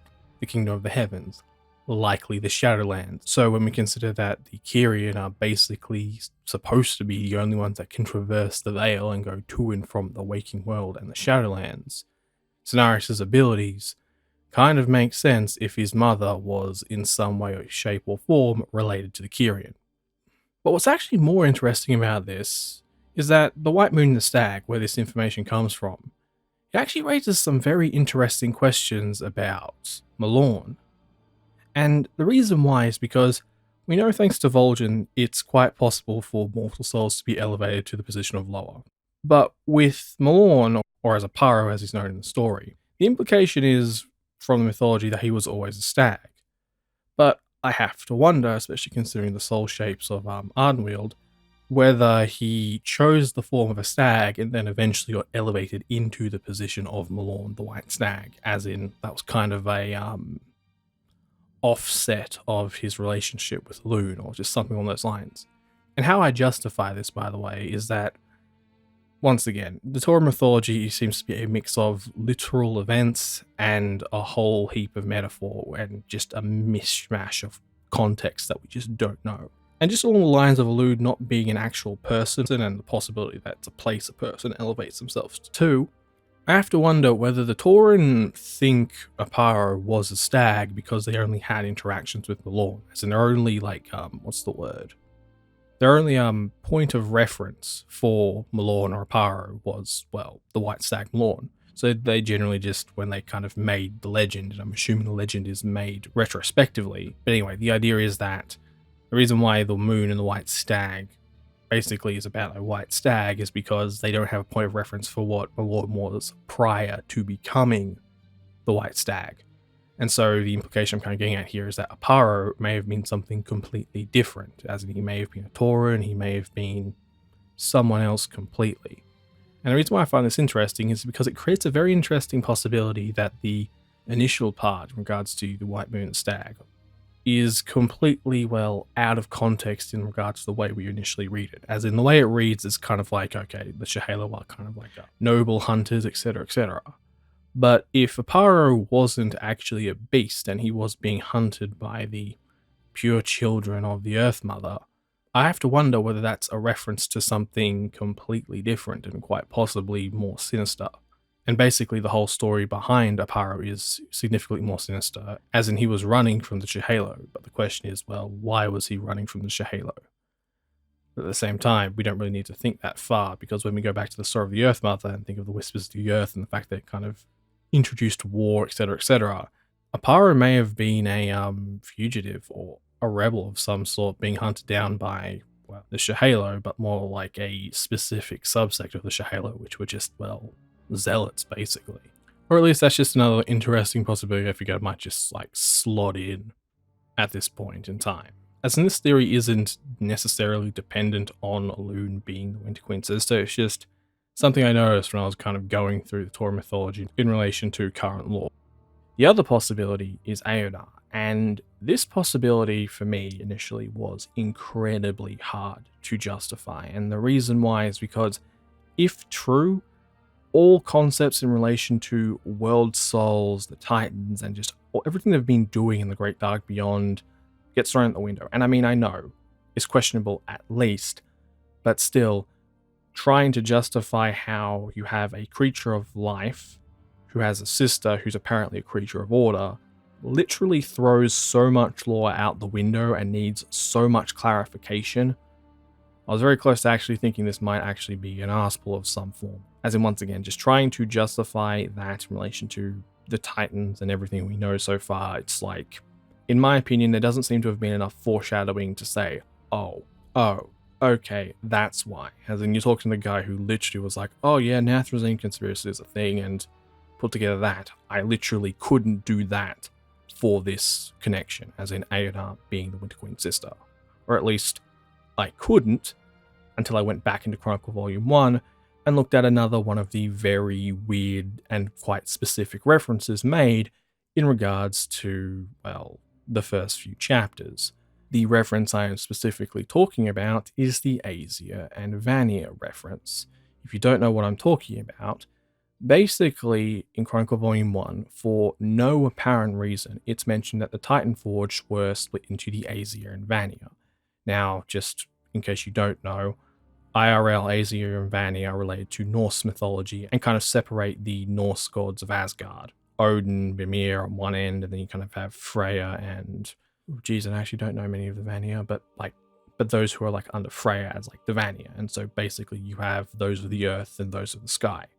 Now, the reason why this reference was so strange in regards to Chronicle Volume 1, and has been strange for a very long time, is that when you actually look at the Titan Forge and all the Titan Forge we've kind of gone through, yes, there are those that are made out of metal, yes, there are those that are made out of earth, but the separation has never really been that significant in regards to anything. I mean, yes, there were Loken's Metal Rykel, but that was because he literally created them out of the Forge of Wills, so kind of have an origin for why they are the way they are.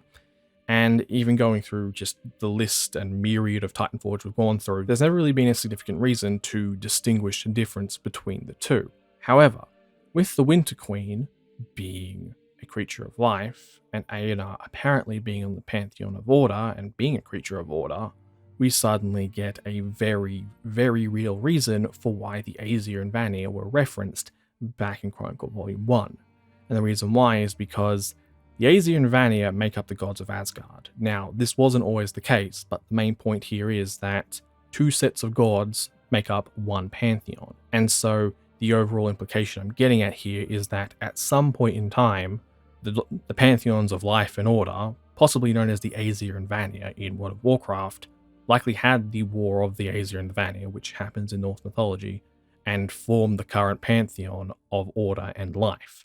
As in, they've kind of intermingled their pantheons and are now working together. And so the reason why the Winter Queen and Aenar are sisters is because Aenar actually was a god of life. She's just now on the pantheon of order.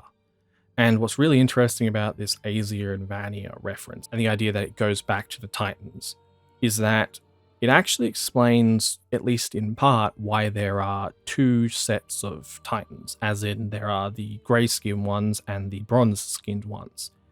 The overall implication, once again, here is that the bronze-skinned ones are the Vanir and the grey-skinned ones are the Aesir. And what's even funnier is that when you actually look at the Pantheon as a whole, and then cross-reference it with the IRL kind of myths surrounding the Aesir-Vanir War and kind of how they stopped the war, Freya, Sargeras, and technically Golganeth, but you just do a bit of like mixing and matching, and you could say Khazgroth, fit the description of the three hostages that the Vanir gave to the Aesir in good faith to basically stop the war between the two factions, right? And then when it comes to the Aesir, well, okay. Amenthul creating the Keeper Odin isn't like a dead giveaway, but what's actually very interesting about that entire situation is that in the story of the Aesir and the Vanir, and I'm pretty sure this is the reason why Mimir lost his head in Norse mythology, but the reason why that happened was because this transaction of hostages happened, but what the Aesir did was they actually sent in Mimir and basically a fool who Mimir controlled, basically. And fundamentally, when the Vanir realized this, they realized that they had basically been duped, and then cut off the head of Mimir and kind of sent it back to Odin to show their displeasure. And what's rather interesting about this is Loken, or more specifically, Norgannon. And the reason why is because Loken was created by Norgannon, right? And if Norgannon is a semi-Mimir equivalent, and we're going by this story of the Aesir and the Vanir, then Amenthul, where he is definitely powerful, might not actually be who we think he is in regards to Order and the Aesir, as in he might be just a fool that's under the control of Norgannon.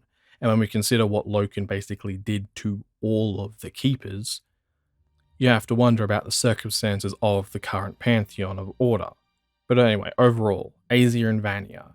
For me, that is the likely explanation behind how the Winter Queen and Aenar are sisters and how that whole connection could actually work. And yes, the overall implication here would be that either the pantheons in life and order have kind of, well, either fused together to create the current pantheon, and or there are two different pantheons with both having order and life deities on them. And or, because we know there are definitely more pantheons out there, it's quite possible that all of the pantheons may have worked together at some point in time and kind of mixed and matched their pantheons. Overall, another implication being that pantheons aren't precisely set in who has to be on them, as in a creature of disorder, depending on the circumstances, may end up on the pantheon of order and vice versa. Which once again then comes back to, well, the Shadowlands and the Eternals and this whole seeming undertone that they are 100% not the first creatures in the Shadowlands.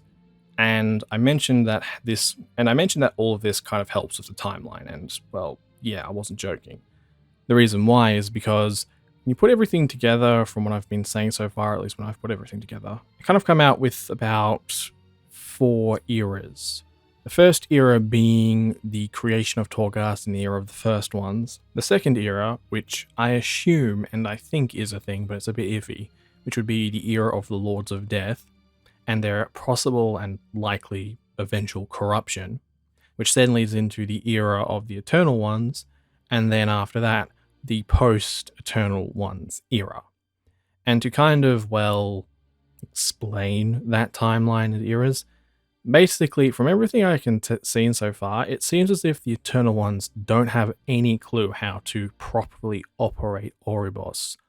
And from what I can tell, assuming them all kind of disappeared, they treat Torghast, like specifically the tower, as like the bad thing. As in, they created them more to steal Zovol away, but it feels as if Zovol is like the scion to Torghast and whatever's in Torghast. So basically, the assumption I'm going on is that the first ones ended up creating Torghast and they locked away the quote-unquote Satan of World of Warcraft, the darkness, basically.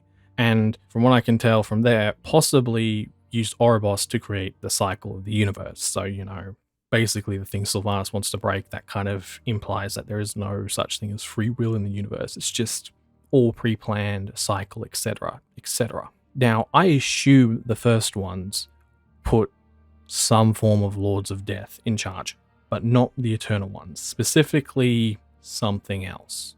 Or at least I assume that's the case. And these Lords of Death assumedly did their job, but eventually, well, fell to the corruptions of Torghast, basically, or at least I think that's the case. And the reason why I think these lords kind of existed to begin with and may have ended up falling in their purpose is because, once again, as I mentioned, the Eternal Ones don't seemingly have that much knowledge around Oribos as a whole. As in, they got the basics down, but they don't have a fully fledged knowledge of how to use it, hence Zovol's research, etc., etc. And so if that's the case, I can't safely say that they would have taken down the darkness that the first ones would have taken down and created Torghast.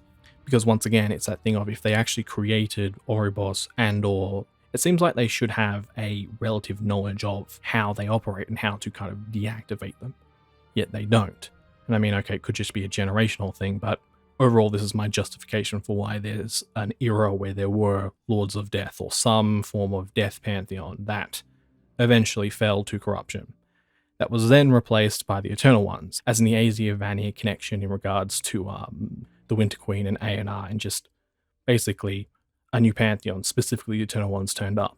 And the reason why I think they turned up specifically was because of the creation of mortals, because the story goes that the first mortals ended up going to the Shadowlands and going to Ardenweld if they were followers of nature, etc., etc.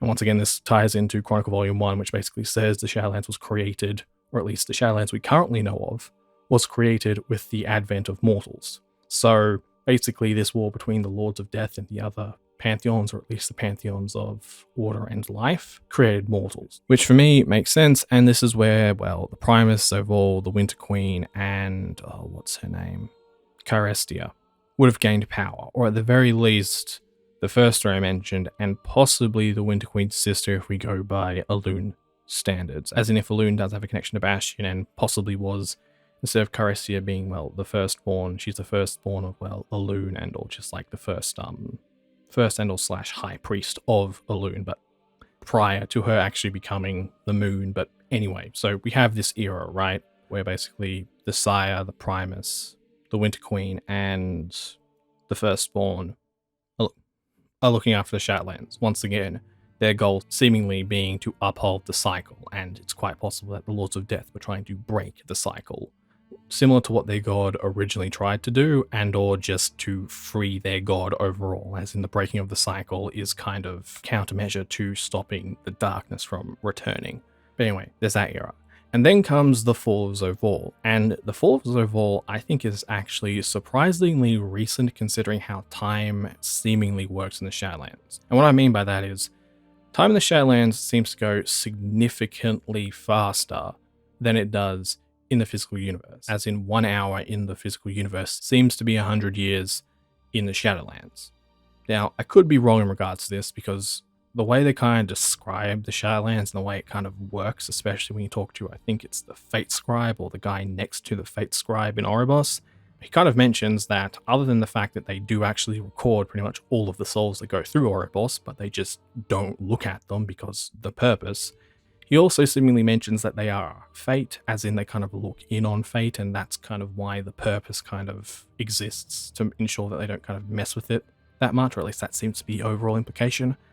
And on that, that actually does make a significant amount of sense to me, and the reason why is because Greek mythology, there are actually two gods of time, Aeon and Cronus. Father of Zeus, Cronus, it's another Cronus, but basically the difference between the two is empirical time versus kind of, what's the term, celestial time, cosmic time. And basically the way I've kind of understood the difference, and if you have a better understanding of this, please correct me in the comments, but the understanding I've got between the difference between the two is that one is specifically related to, well, empirical time, as in the rotation of the sun, as in humans don't really have a concept of time without the rotation of the earth in relation to the sun, etc., etc. As in think of sundials being like the earliest ways to record time, etc., etc. So there's empirical time, which you could basically kind of equate to and relate to Amenthal, at least in World of Warcraft. Then there's Aeon, and this idea of, well, eternity, and this idea of time without the sun, the idea that the universe does age, or there is like a concept of time outside of the sun, which is what I think Aeon generally represents, and what may be the general difference between time in the Shadowlands versus time in the physical universe. Time in the physical universe is bound by empirical time, so ordered time, as it's been described, that time is a product of order, or as time is specifically a concept of order in the physical universe, and time in the Shadowlands is seemingly being described as, well, eternity, and not being bound by those constraints, which, once again, kind of makes sense.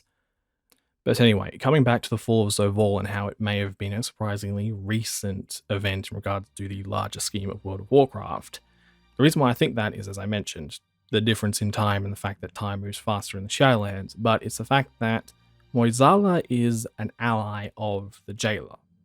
And where this mightn't seem significant at first, for me it's created a really obnoxious question that's been plaguing me ever since Mueh'zala had kind of been confirmed as like a bad guy, etc., etc. That question being, okay, the trolls discarded Mueh'zala because of the blood rituals, etc., etc., as in it's kind of implied that through the other side, etc., etc.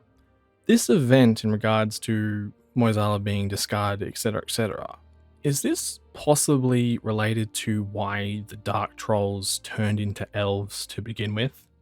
As in that general time period of, well, early trolls. So we're talking like the formation of Zandalar and the eventual spreading out of the trolls as a whole, and the creation of the elves in apparently the image of Lune. That whole situation, for me at least, it doesn't make sense that it's not related to why Mueh'zala is currently in the state he is, as he kind of, well, disappeared off the face of the planet to be kind of replaced by a priest, Bwan Samdi, to then, well, basically hide in the shadows for eons to eventually, like, come back again to help his ancient ally, the Jailer. So knowing those two actually worked together, the implications to me seems to be that whenever the Jailer fell is also when Mueh'zala's worship on Azeroth started to, well, dissipate and just, well, disappear. And if that's the case, then the overall implication seems to be that the early troll era and the creation of the elves has something to do with the fall of Zovol. And I mean, I didn't mention this before, but it is something just to think about, right? It's a well-known fact amongst the elves that they are made in the image of Lune, right? As in they all look like Lune, children of the stars, etc., etc.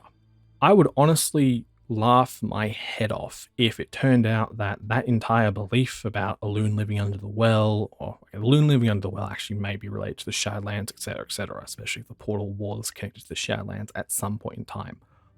And possibly was the jumping off point for the Void's invasion of the Shadowlands, but anyway, the Nyos belief is that they are made in the image of Lune. I would actually laugh my head off if Oberon was the actual influence for Zovol, and, well, he kind of actually had that title in-game once upon a time, as in he was the King of the Elves. The implication kind of being that, no, you guys aren't made in the image of Lune, you're made in the image of that guy. as in the jailer, who does look like a very angry elf. And what's actually rather interesting about this possibility as well is that, okay, if Elune kind of gain her position at this point, and when I say Elune, I mean Winter Queen's sister, Elune, gain her position at this point, it would be very interesting if Zovor was kind of similar to Malorn in some regards, and or Cenarius actually, as in he is a partner and or son of Elune. Whatever's going on with Elune is incredibly strange because a moon and a white stag can definitely not create, well, Cenarius. So if it turns out that there have been other partners of Elune or other races that have been based off Elune, like the elves, but specifically were created in a similar fashion to Cenarius, as in there was another wild spirit or an entity that Elune created another species with, I wouldn't be surprised. And so overall the implication here is, well, once again, Elune mightn't actually be just a flat deity, but something else entirely, so like a title, a thing, whatever. And the elves are a byproduct of that thing, but specifically a byproduct that's related to, well, Zovor and his existence. But yeah, I just figured that would be a rather hilarious little revelation for the elves to realize that, yeah, not only are you related to trolls in some regards, the reason why you kind of changed to begin with is specifically related to Zovor. But anyway, during the fall of Zovor, this is where I think the Winter Queen's sister rose to the position of Elune, and it's possibly why there are 7 statues in Bastion. As in the 7th is Elune, who may have been the original protector / Kyiran of Bastion, and kind of left everything to Kairestia, who was the firstborn, but technically not the mother of the Kyiran. But anyway, this would create it'd create an interesting explanation behind why the elves were needed to begin with. The reason why I say that is because what did the elves specifically do to the trolls, who at that point in time may have still had strongish connections and or no connections to Mueh'zala, but were definitely practicing a lot of blood magic, especially considering the possibilities surrounding Zul and Zalathra? The answer is the elves technically just kicked the living crap out of the trolls and pushed them back to the fringes of the entire planet. So the implication might have been that the trolls in some way, shape or form during that era were kind of supporting the jailer inadvertently, and Elune kind of had to take action in the physical universe to kind of stop Zovor's possible uprising in the Shadowlands. And from there we basically get the setup of, well, the Shadowlands as we know it, as in some very odd connection to Elune in regards to the Winter Queen, the creation of the Maw to basically seal away Zovor and whatever he tried to release in regards to Torghast, and or him just embodying the power within Torghast, and kind of the hiding of his allies in regards to Side and Athreus and Mueh'zala, who also may have been on board with Zovor in regards to what he was doing in his uprising. And now I will admit, there is one other possibility in regards to the Third Era, and that possibility is that the Third and Second Era don't actually, well, there isn't actually a separation. They're actually the same era. And the idea would be that the first ones kind of defeated the Lords of Death, then created the Eternal Ones to kind of look after the Shadowlands, and then from there you kind of had the whole, basically, events that eventually led to the current era, the Fourth Era, where Zevor's locked up, etc., etc.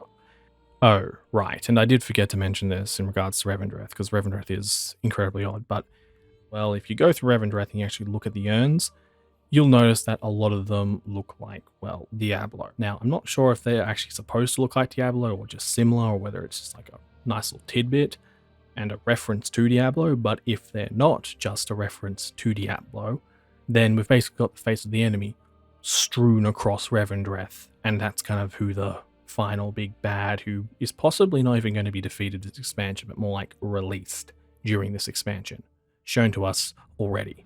And also in Revendreth, there is another interesting area where once again you'll find these urns, and it's called the what is it? The Trench of the Enders, or something along those lines. And it's like, who in the world is the Enders? And I mean, admittedly, the whole Endmire is strange in of itself, because the foundations of Revendreth seem to be a forest of some form, but like a, how would I put it?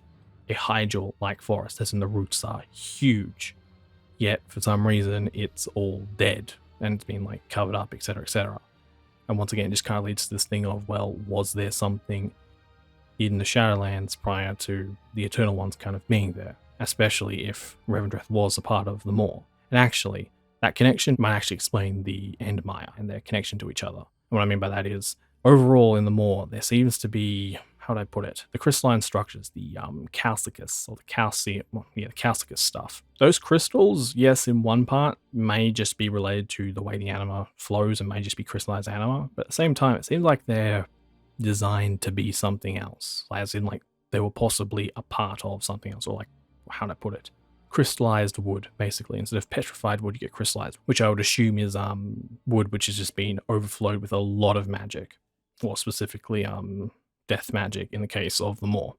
Oh yeah, something else I need to just mention in regards to like all of the theories I've done so far, and something I've wanted to talk about for a while, I just haven't gotten the time to do so, is Anima and the Machinery of Death, and a few interviews that Steve Denuza has done, which have confirmed a few things about the World of Warcraft universe and implied a whole bunch of other things, which are just really interesting.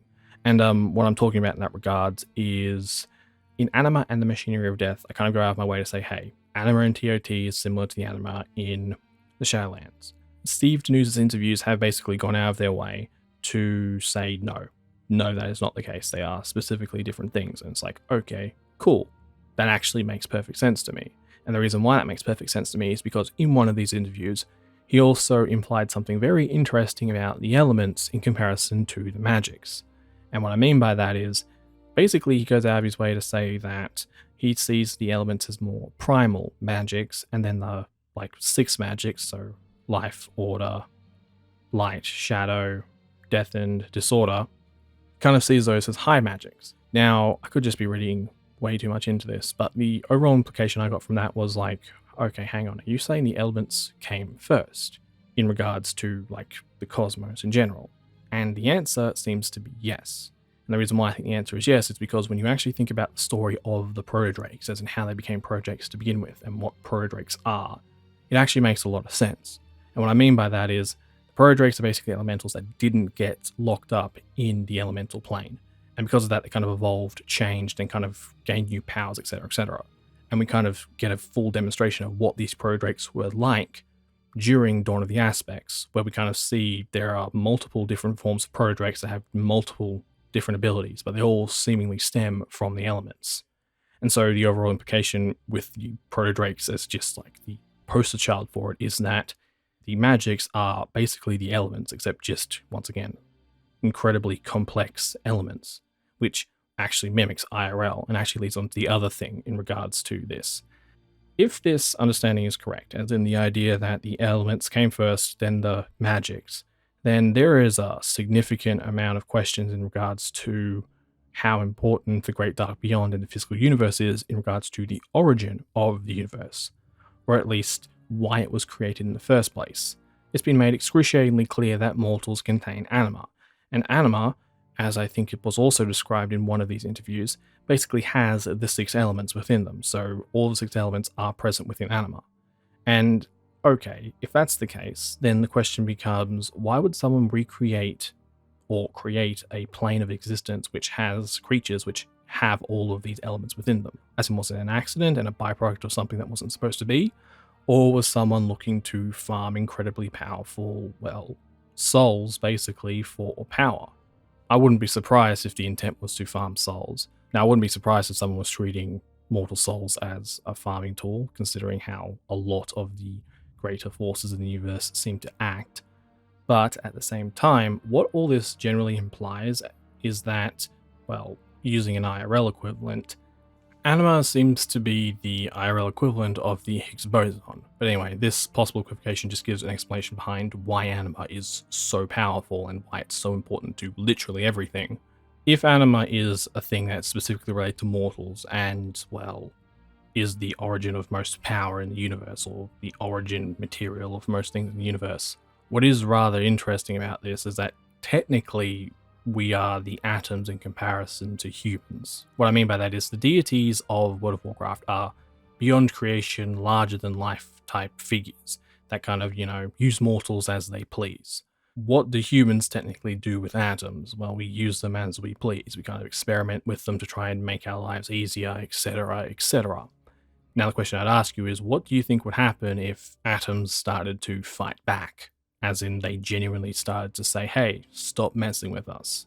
I think that's what we are kind of doing to the greater forces of the cosmos at the moment. We're kind of their, well, play material, or their like material that kind of makes up everything they are. And we're kind of saying, yeah, stop messing with us. Which, frankly put, I think is quite reasonable on our part because, yeah, the greater forces of the World of Warcraft universe are not nice. I mean, like, when you just consider the Shadowlands as a whole, right, and think about how detached each zone is from the other, even though they all seemingly have this in common purpose of giving souls an eternity they deserve, they all treat each other with a surprising amount of, well, disdain, and there doesn't seem to be an appreciation for the others in general, which I personally find to be a very interesting thing in regards to the Shadowlands because, like, as it kind of does imply that, okay, so maybe it was the Aesir and the Vanir, Life in Order, that kind of, well, took over the Shadowlands, but there may have also been other forces in on it, and, well, none of these forces got along, but in the case of an emergency, they all decide, okay, we'll stop fighting each other and kind of help each other deal with the issue at hand. Oh yeah, and another thing that's also really got me thinking, it's just like thrown a whole spanner into a lot of things I've been thinking about, is time has been described as a construct of order in the World of Warcraft universe.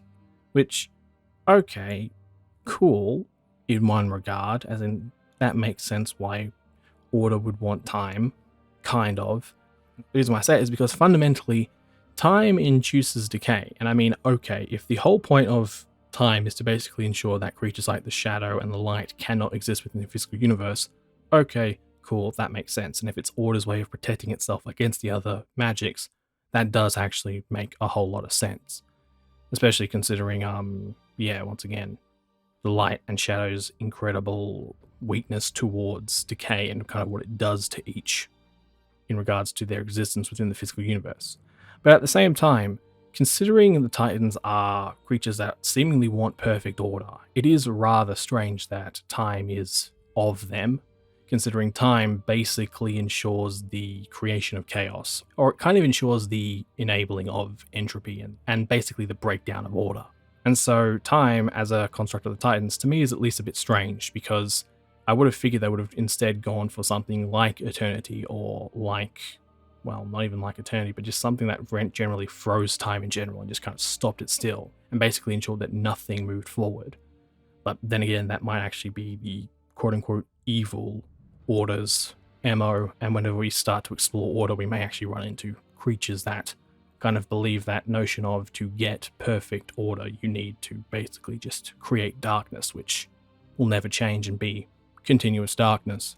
And actually, speaking of time, that reminds me of something. We are going to get some form of context behind the creation of the Infinite Dragonflight in the Shadowlands. I am so certain of that, it is not funny. And the reason why I am so certain of that is because in the opening quests of the Maw and the Shadowlands questing experience, the questing specifically goes out of its way to explain that these creatures that we're fighting, these ghosts, are basically twisted shades, as in they've kind of been broken down and turned into shades of what they were, etc., etc. And it's like, okay, cool.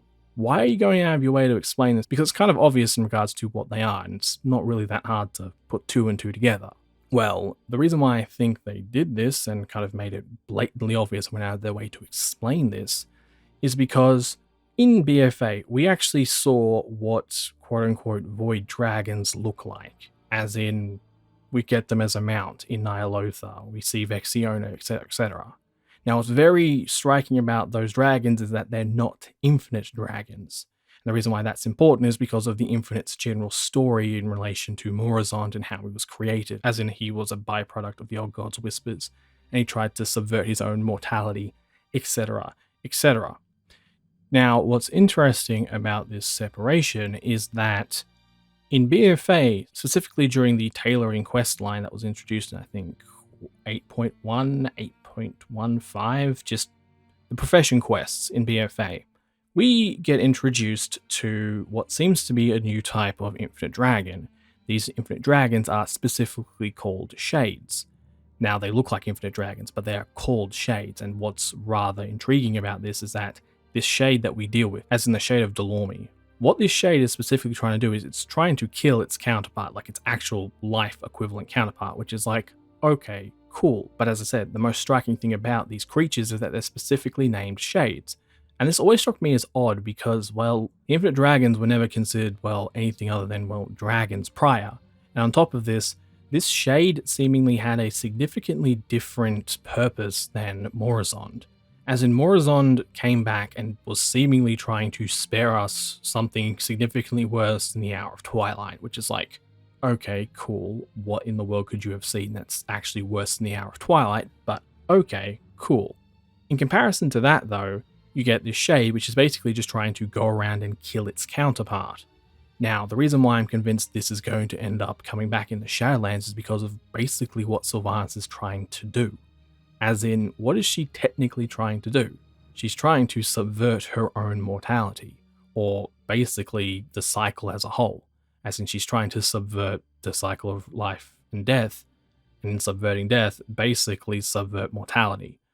Now, the reason why this is very interesting in regards to the Infinite Dragonflight is that, well, the Jailer may have just been possibly at least implied to be the reason why the Infinite Dragonflight exists to begin with, and, well, the whole story around Morrizond is significantly more complex than we already know, and/or we already know what's actually going to happen at the end of Shadowlands, as in, Sylvanas is actually going to break the cycle, and the result is going to be incredibly catastrophic, like to the point at which, well, once again, we get the creation of the Infinite Dragonflight, which, alright, I didn't mention this or explain this part, but yeah.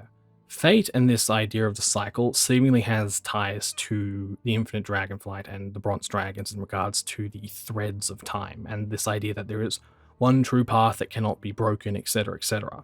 If there is a connection between these two, then the overall implication seems to be that, well, Sylvanas is kind of going to break empirical time, or, well, the cycle, which is based on empirical time. And when she does so, what she's basically going to do is create an infinite number of really bad situations, and overall throw everything into a, well, complete chaos, basically. As in, she will definitely be able to give everything the freedom to do what they want, but the byproduct of this, I think, is going to be the release of something, specifically, once again, the devil of the World of Warcraft universe, and its ability to, well, influence everything, basically.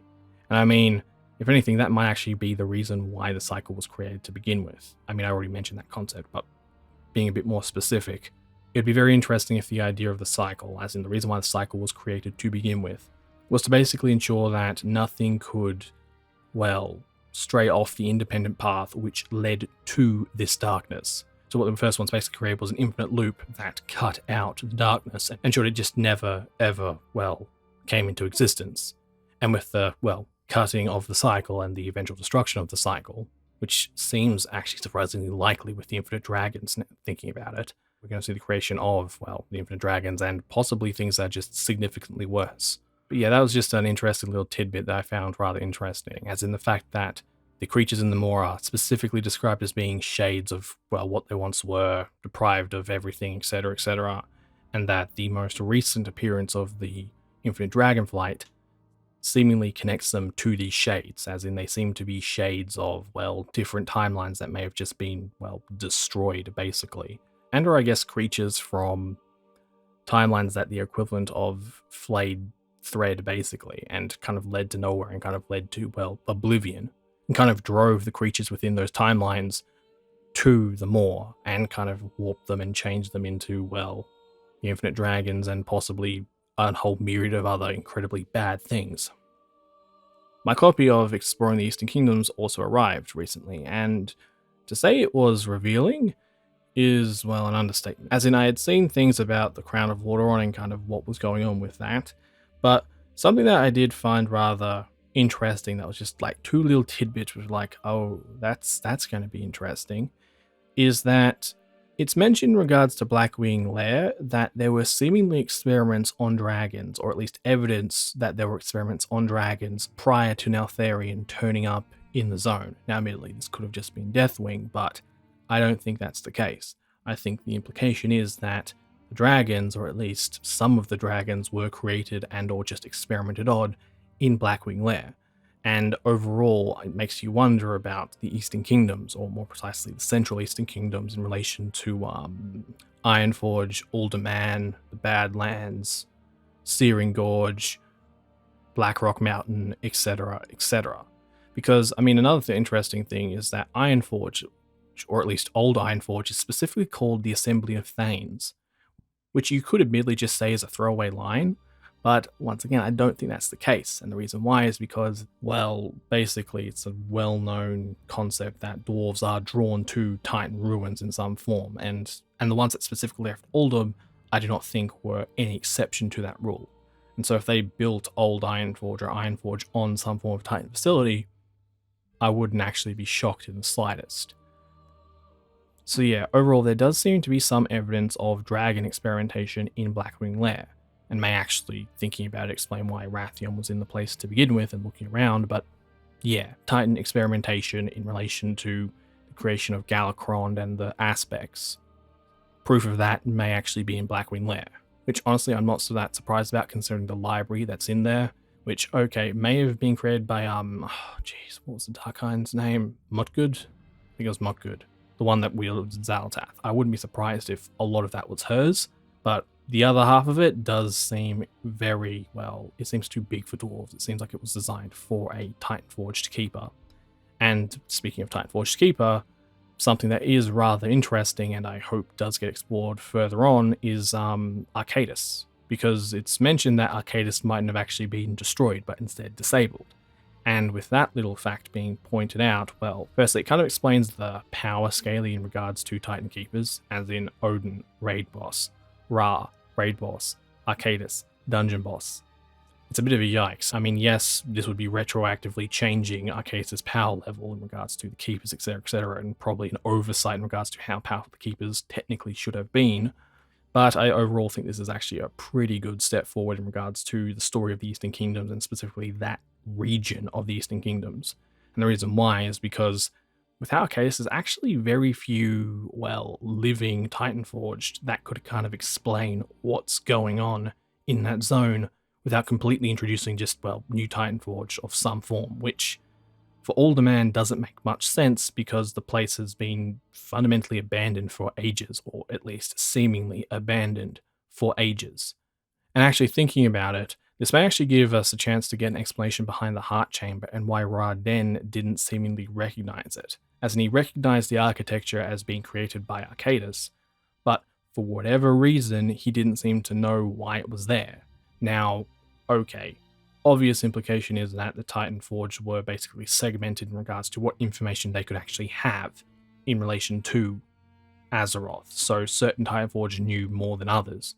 But if that is the case, the question is who kind of segmented the information and why? As in, was it one of the other Titans that created the Titanforged, or was there something going on with the Titanforged that we just don't know about? Because the other thing about Arcadus, which is very interesting, and I'm hoping we'll kind of get segued into, is Tyr. Because, well, I think I've mentioned this before, I'm pretty sure I've mentioned this before, but Tyr's connection to Bastion and just death overall is so blatantly obvious in regards to World of Warcraft, it's not funny. Like, Keeper, Tyr. So the fact that he is seemingly MIA and just hasn't reappeared at any point in time is kind of odd. And where I know the initial statement for a lot of people is, well, isn't Tyr dead? The answer is yes, technically. However, as Locke pointed out to me, and I went and saw this myself, and it's very true, is that when you open the tomb of Tyr, you actually see like a spark of light like just fly out of the tomb. That spark, as Locke kind of pointed out to me, and I also agree with, was probably Tyr. And so the overall implication is that Tyr did technically blow himself up. However, a remnant of his soul basically still remained. And that remnant was basically locked in a tomb with Sakaj for ages. And when we opened it, it kind of escaped. And now it's kind of MIA. Or at least I say MIA because I think Vol'jin's escape from the Maw has something specifically to do with Tyr, as in Tyr may have ended up in the Maw but simultaneously freed Vol'jin. And once again, this would overall imply that something on Azeroth, possibly the Keepers and Keeper Tyr, had something to do with what happened with Elune, Zovul, and basically the creation of the Maw. Admittedly, though, if Tyr does have something to do with the creation of the Maw, then it wouldn't have anything to do with the Trolls. Or at least I don't think it would have anything to do with the Trolls. Well, actually, no, because technically Mueh'zala got thrown out of the Troll Pantheon really early on, like just as the Zandalari kind of started to form their own, and then from there, the other troll tribes started to kind of spread out. So actually, a connection to Tyr, Mueh'zala, Olun, and the eventual creation of the elves may actually make a lot of sense. And if anything, it would be very interesting if, similar to Thorum actually, Tyr may have been in a, well, relationship, friendship, think of whatever you will, with the Winter Queen's sister. As in, like, they kind of knew each other at the very least, and it's possibly why Olun created the Moonkin, the elves, etc., as in their purpose was to replace the missing keeper that was Tyr, especially after he kind of, well, died during the Winterscorn War. But then again, I kind of just screwed up the entire timeline again, because technically Tyr died way before the trolls started to become sentient, or at least that seems to be the indication in regards to the Winterscorn War and everything that happened. Unless, you know, those undated times in Chronicle Volume 1 are specifically undated because they just wanted to place them in certain locations as things kind of moved on. But yeah, that's just kind of a confusing mess of a possibility I just came up with off the top of my head. I'll work on that one some more. And if you're after some more proof that the Kyiran and Tyr are connected to each other, I highly suggest going to Wimrest Temple and going to the second level and looking up. The reason why is because what you'll find is a painting of, well, 4 angels. Now, these angels, ever since Wrath, have really had no context, except for maybe being Valkyr, but that was never really proven. And now with the Kyiran being a confirmed thing and just everything that's going on in the Shadowlands, it does raise the question as to whether that painting is supposed to be depicting some Kyiran. But the question from there becomes, well, okay, why would the Titans be depicting Kyiran in one of their temples, specifically the one related to the dragons, no less? This isn't mentioning that the light sphere that's in the center of this image seems to be a spark of Tyr, which, long story short, is just an item that's generally related to Tyr, that which seemingly is the reason why Galakrond went crazy, or has something to do with Galakrond. But yeah, anyway, the dragons, which were a creation of Tyr, and Wimrest Temple, happen to depict 4 unnamed Kyiran, which don't actually align with any of the paragons of the Kyiran either. So as possible connections go, I figure this is just one that's definitely worth pointing out. Oh yeah, and coming back to a few things I forgot to mention, Helya and Sylvanas, or mainly Helya. Going through Torghast, you'll notice that there are NPCs fighting NPCs, so you'll see random elementals, random night fae, you know, the list goes on. You'll find these NPCs fighting the Morsworn inside of Torghast. Cool, no problem there. Now, one of the types of NPCs I've seen doing this, which has raised a lot of questions for me, has actually been the Kovoldia, as in they are fighting the Morsworn with inside Torghast, which overall seems very, well, strange considering Helya is supposed to be aligned with the Jailer, or at least, you know, on the same side willingly, etc. They're allies. And if they are allies, I can't figure out why the Kovoldia of all things would be fighting the Morsworn, as in it doesn't seem like it's training, it does seem like they're prisoners inside Torghast being tormented by the Morsworn. And so overall, I'm just very curious as to whether there is more going on with Helya than we actually think. Because technically, yes, she does hate Odin for what's happened to her, but at the same time, I'm pretty sure she knows the reason why she ended up the way she was, or at least the other half of the reason why she ended up as a Valkyr has something to do with the Jailer and the Maw. So would she willingly serve the thing that possibly made her what she currently is? I honestly doubt that. And so when Mueh'zala kind of says, I brought Helya to the Jailer, I have to wonder whether Helya came willingly, or whether it was more one of those situations of she had no choice, or at least the other options were not viable, so she took up Mueh'zala's offer. Sylvanas, well, simply put, if you want to know about Sylvanas, go watch Akalon's content, as in he has videos and videos on what Sylvanas has been trying to do, and basically her conversation with Anduin confirms all of that, so it's definitely worth watching if you want to know what's going on with Sylvanas. What I find interesting about Sylvanas and her plan and everything that's going on with the Jailer is that it doesn't seem like what she's actually after is in the Shadowlands. It's more like she's releasing the Jailer to get to something else, or at least that seems to be the case. I mean, I could be wrong, considering I do literally mention the idea that she could be just trying to cut the anima flow and basically break the cycle. But at the same time, it is just a curious thing in regards to how she actually does intend to break the universe. Or at least how the jailer and her intend to break the universe and kind of give everything free will again. Oh yeah, and Mueh'zala.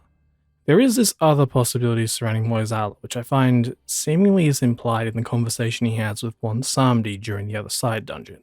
And the part of the conversation I'm talking about is where Samdi seemingly talks about how Mueh'zala was usurped, and how he seemingly implies that the trolls were going to sacrifice him, as in the blood magic wasn't necessarily Mueh'zala, but instead it was, well, something else. Now, obviously, the implication here is that, well, it was G'huun, obviously. But if it wasn't G'huun, then the obvious question becomes, well, who's the other blood god we know of? Hakar? And I mean, that is another possibility. But overall, I just find it a very interesting little tidbit that it's quite possible Mueh'zala may have actually been not a good lower, like negligent lower and possibly sided with the jailer, etc., but overall may have actually been betrayed by the trolls. And so in turn, there was really no good or evil in regards to the ancient trolls. It was just a power-hungry lower with Mueh'zala that got overthrown by even more power-hungry trolls that were dabbling with blood magic and quite possibly may have been looking to actually sacrifice Mueh'zala, which overall actually might explain why he ended up going to the jailer to begin with. As in, if he was nearly sacrificed and kind of was on the run, the jailer may have offered him help and he took it. Lastly, or at least I think this is the last thing, Oribos, coming back to the patterns. A pattern that I skipped over that I find to be incredibly intriguing in regards to at least the iconography of the Shadowlands and its possible implications is what seems to be the snake tail that surrounds the anima flow that goes through Oribos.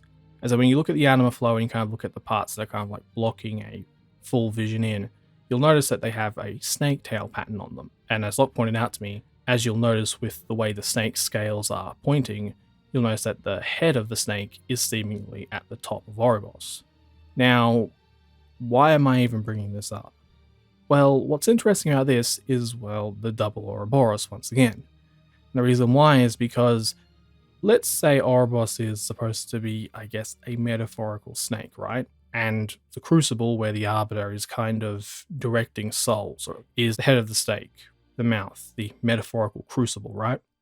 Then the overall implication seems to be that there are quite possibly at least two Oriboses, as in one in the Shadowlands, which is one head of the snake.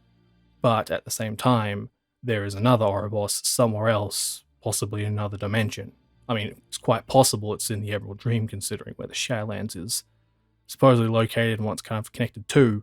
But yeah, I just found that pattern to be rather intriguing and a rather interesting icon to connect to the anima flow overall. As in, there is the anima flow pattern, which seems to be anima taken out of the main flow, but the main flow itself seems to be represented by the snake tail.